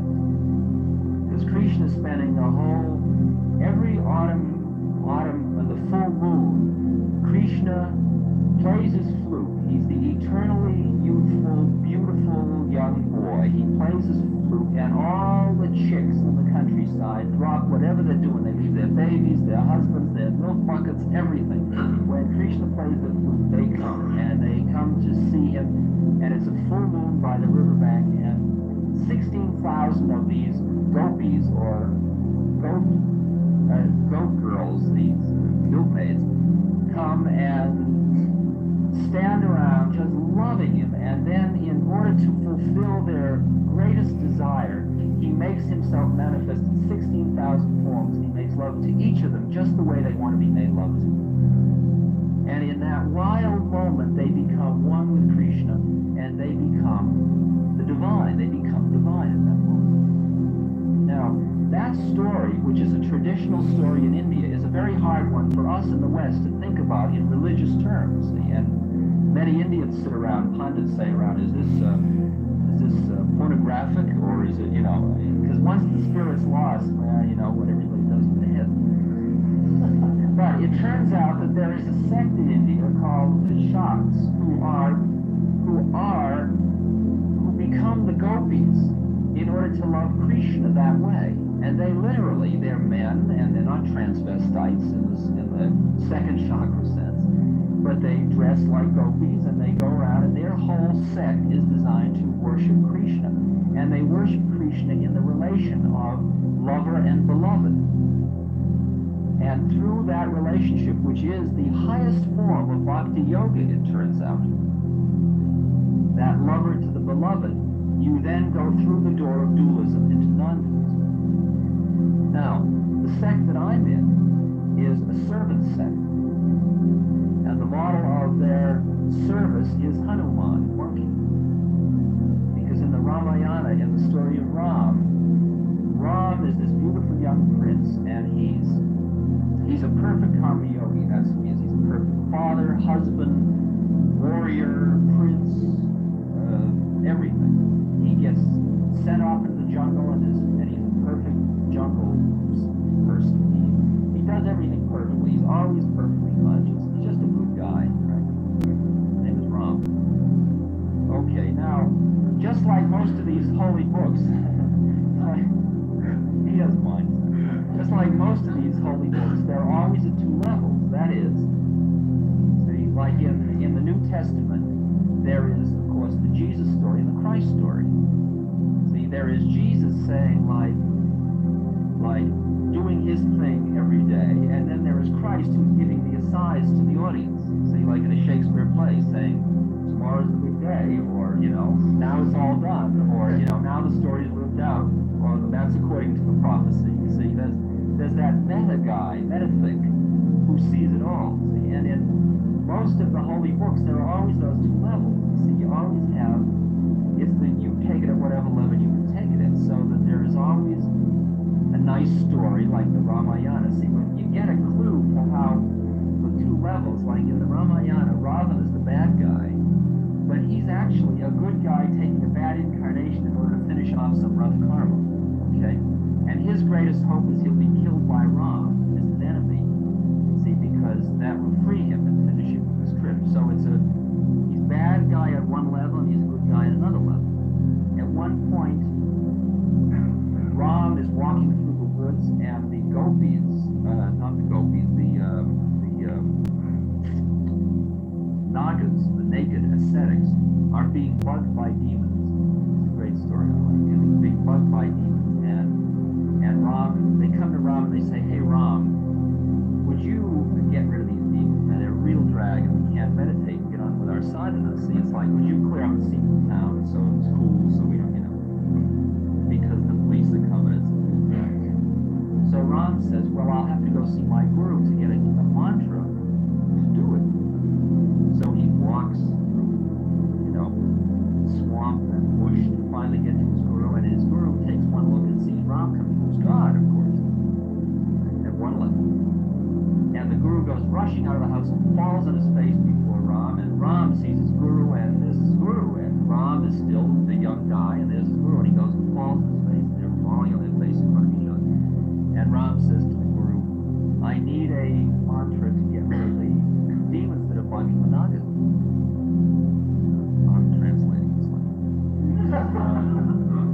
And the guru says, sure man, I'll give it to you. And then he says, hey, wait a minute, baby, like, you're God. What kind of a thing? What are you asking me for the mantra for? You're not only the mantra, but you're the demons, you're the whole business, man. If you don't like it, just change, it's your thing. And then right in the middle of putting Ram down for coming on to it, he says, oh, I forgot, we're in an incarnation, and in this incarnation, you're this young cat, and I'm your guru, so of course I'll give you a mantra here, here's your mantra, go do your thing. Now, that's why it's very high reading these books, because, see, you're getting these levels, and you begin to see your own drama lived out at all these levels as well, and you begin to see that everybody you're meeting is Ram in some form or other, that's come, or is that same being in some form or other. And so in India, when you meet people, you always say namaste, which when it was known in the spirit and used in the spirit, it meant, I honor that place in you which is behind all your dramas. I honor the Atman, I honor the light, the God within you. And now, Hanuman, get to Hanuman, at one point, Sita, who's Ram's wife, is taken away by Ravana, who wants to make it with her. She's a beautiful chick, and he takes her to his island, and she won't make it with him. She said, I'll die first, I only want Ram. And of course, Ram is distraught because his chick's gone, but at the same level, he's God, and how distraught can he get? Because, right, so there's two levels. But in the level at which he's distraught, he goes rushing around looking for Sita. And he goes to the king of the monkeys and he says, hey, you fellas are around everywhere, in the trees looking, would you help me find Sita? And the king, who Ram does a few favors for, and the king says, I'll assign my monkey lieutenant to your service, and the monkey lieutenant is Hanuman. And Hanuman dedicates his life to serving Ram. And Hanuman in the pictures is always shown kneeling on one knee, touching Ram's feet. That's the relationship of Hanuman to Ram. And Hanuman is, now, this way it works, you see, that Hanuman is just a regular old monkey. However, to the extent that his service to Ram is pure, he has all the powers of God. That's the way the thing works. In other words, he surrenders himself to pure light and pure energy, becoming therefore a conduit. And since he's surrendered surrendered himself, it is a conduit of increasing expanded diameter through which all the energy can pass. To understand that more clearly, take my guru, who is in this Hanuman sect. He spends his whole life, just the way Hanuman does, open to Ram. He is in love with Ram. He is loving upward. In the Hindu system, there's only one male in the universe, by the way, and it's God. And everything else in relation to it in this particular model is female open. And he surrenders to that, so he becomes upward. He is female. That is in the yang sense of he is passive, receptive, open. Because of the purity of his surrender, all of the energy of Ram passes through him, so that anybody that meets the Guru experiences the fact that they are meeting the most powerful male being they've ever met. Not in the Western male masculine, but the maleness of the force field, that force. So when you meet this pure force, the first thing you want to do is surrender to it. And you open yourself and surrender to it, and to the extent that your surrender is pure, all the energy goes through you, and then you in turn are this strong, etc., which in turn leads the next person to open to you, which allows the energy to go through, and that's the way the baraka, or the spirit, is passed. It's passed through the act of surrender, which can be from the beloved of the beloved or the servant of the master. And Hanuman's role is the servant of the master, so that like I sit in India in a temple, and there is in front of me an 8-foot-high statue of a monkey. Right? And I sit there meditating in front of this monkey, and I think about the folks back home.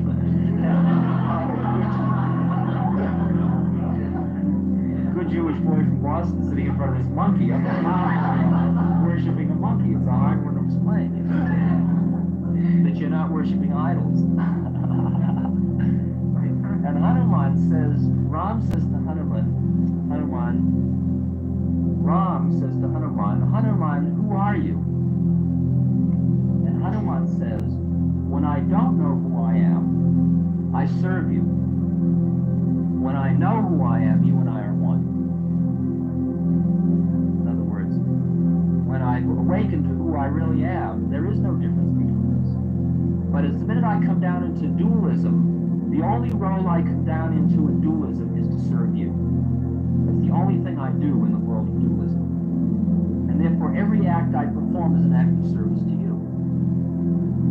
And that's the way you can open your conduit to the widest possible diameter for the maximum amount of psychic energy which allows you to be optimally effective in the universe at any moment, is to surrender yourself to, which is in the Christian file, not my but thy will, O Lord, which is that same exact statement.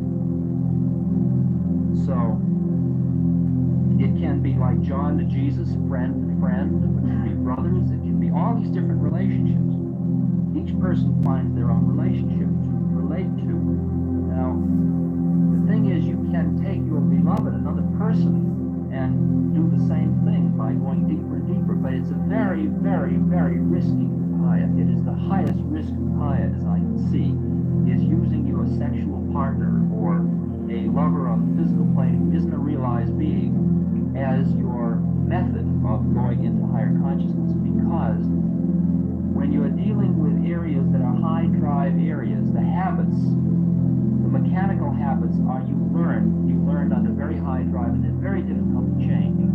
And it's very difficult not to get caught in loving the wrong level of the other person, not loving the individual difference level, instead of that which is behind it, the light, pure light of the other person. And so sometimes it is useful to go back and forth. There is a mantra, which is a mantra I will write out for those of you that want, and I entitled to you. The one is Aditya Hridayam Punyam Sarv Shatru Vinashanam, which comes from the Ramayana, which says, all evil vanishes from life for him who keeps the sun in his heart. And I can sit there and just walk down the street, and all I do is I become like the sun. What does the sun do? It emits light, it emits warmth, it emits light force. It asks nothing in return. It doesn't say, I'll love you, I'll shine on you because you are good, and I won't shine on you because you are bad. It just shines, it does its thing, it doesn't ask anything in return. And the result is that everybody that comes into its orb, its scope, its area, is warmed and given life and given everything, given energy. And that's what you become. You become an unconditional lover. As C.S. Lewis says, I don't find the quote exactly, he says, love me because I am totally superfluous. Neither love me because of my need or your desire, but just because. Just love me because you love me, because you love me, because you love me. Because you are loved, because that's what you do, you love. When we sing kirtan, which is the repeated names of God, it isn't just to sing repeated names of God, it's to open that possibility of love. It's to, you can do it to anyone that you can work with. And all you're doing is filling your consciousness with that in the other person, which is the pure light. I have all these pictures. I can take the picture of Ramakrishna and sit down with it pretty soon, or Ramana Maharshi, my guru, pretty soon, tears are streaming down my face and I'm quivering just with delight over the love that I feel in that other being. Just because you keep opening and opening and opening to the higher and higher places. So, nobody says I am unloved or I am unloving. That's all a hype. That isn't it. You just become a certain way, and then, believe me, you are surrounded with love. You're drowned in love. The more I can become centered in love, the more everywhere I look, I see loving eyes looking at me. I see people that love me and are open. And it's extraordinary. I sometimes, when I've spoken in an evening and there's like 1,000 people, it scares me because I'm being drowned in love. And then I say, who's scared and who's being drowned? It's that trivial ego that wants to collect it all for itself. Do you love me? Do you love me? That's the ego. And that one's getting too much. It's can't, you know, it's like, you want water? Well, here's Niagara Falls, you know. Until finally you have to give up. He who can drink. You gotta give it up because it's like, it's the horror of having all your desires happen. It's like, you want it? Okay, baby, here. And I look at the picture of Maharaji, I say, come on, baby, cut it out. Not so heavy. Couldn't you give it to me a little dose that I can enjoy? You know, it's so much.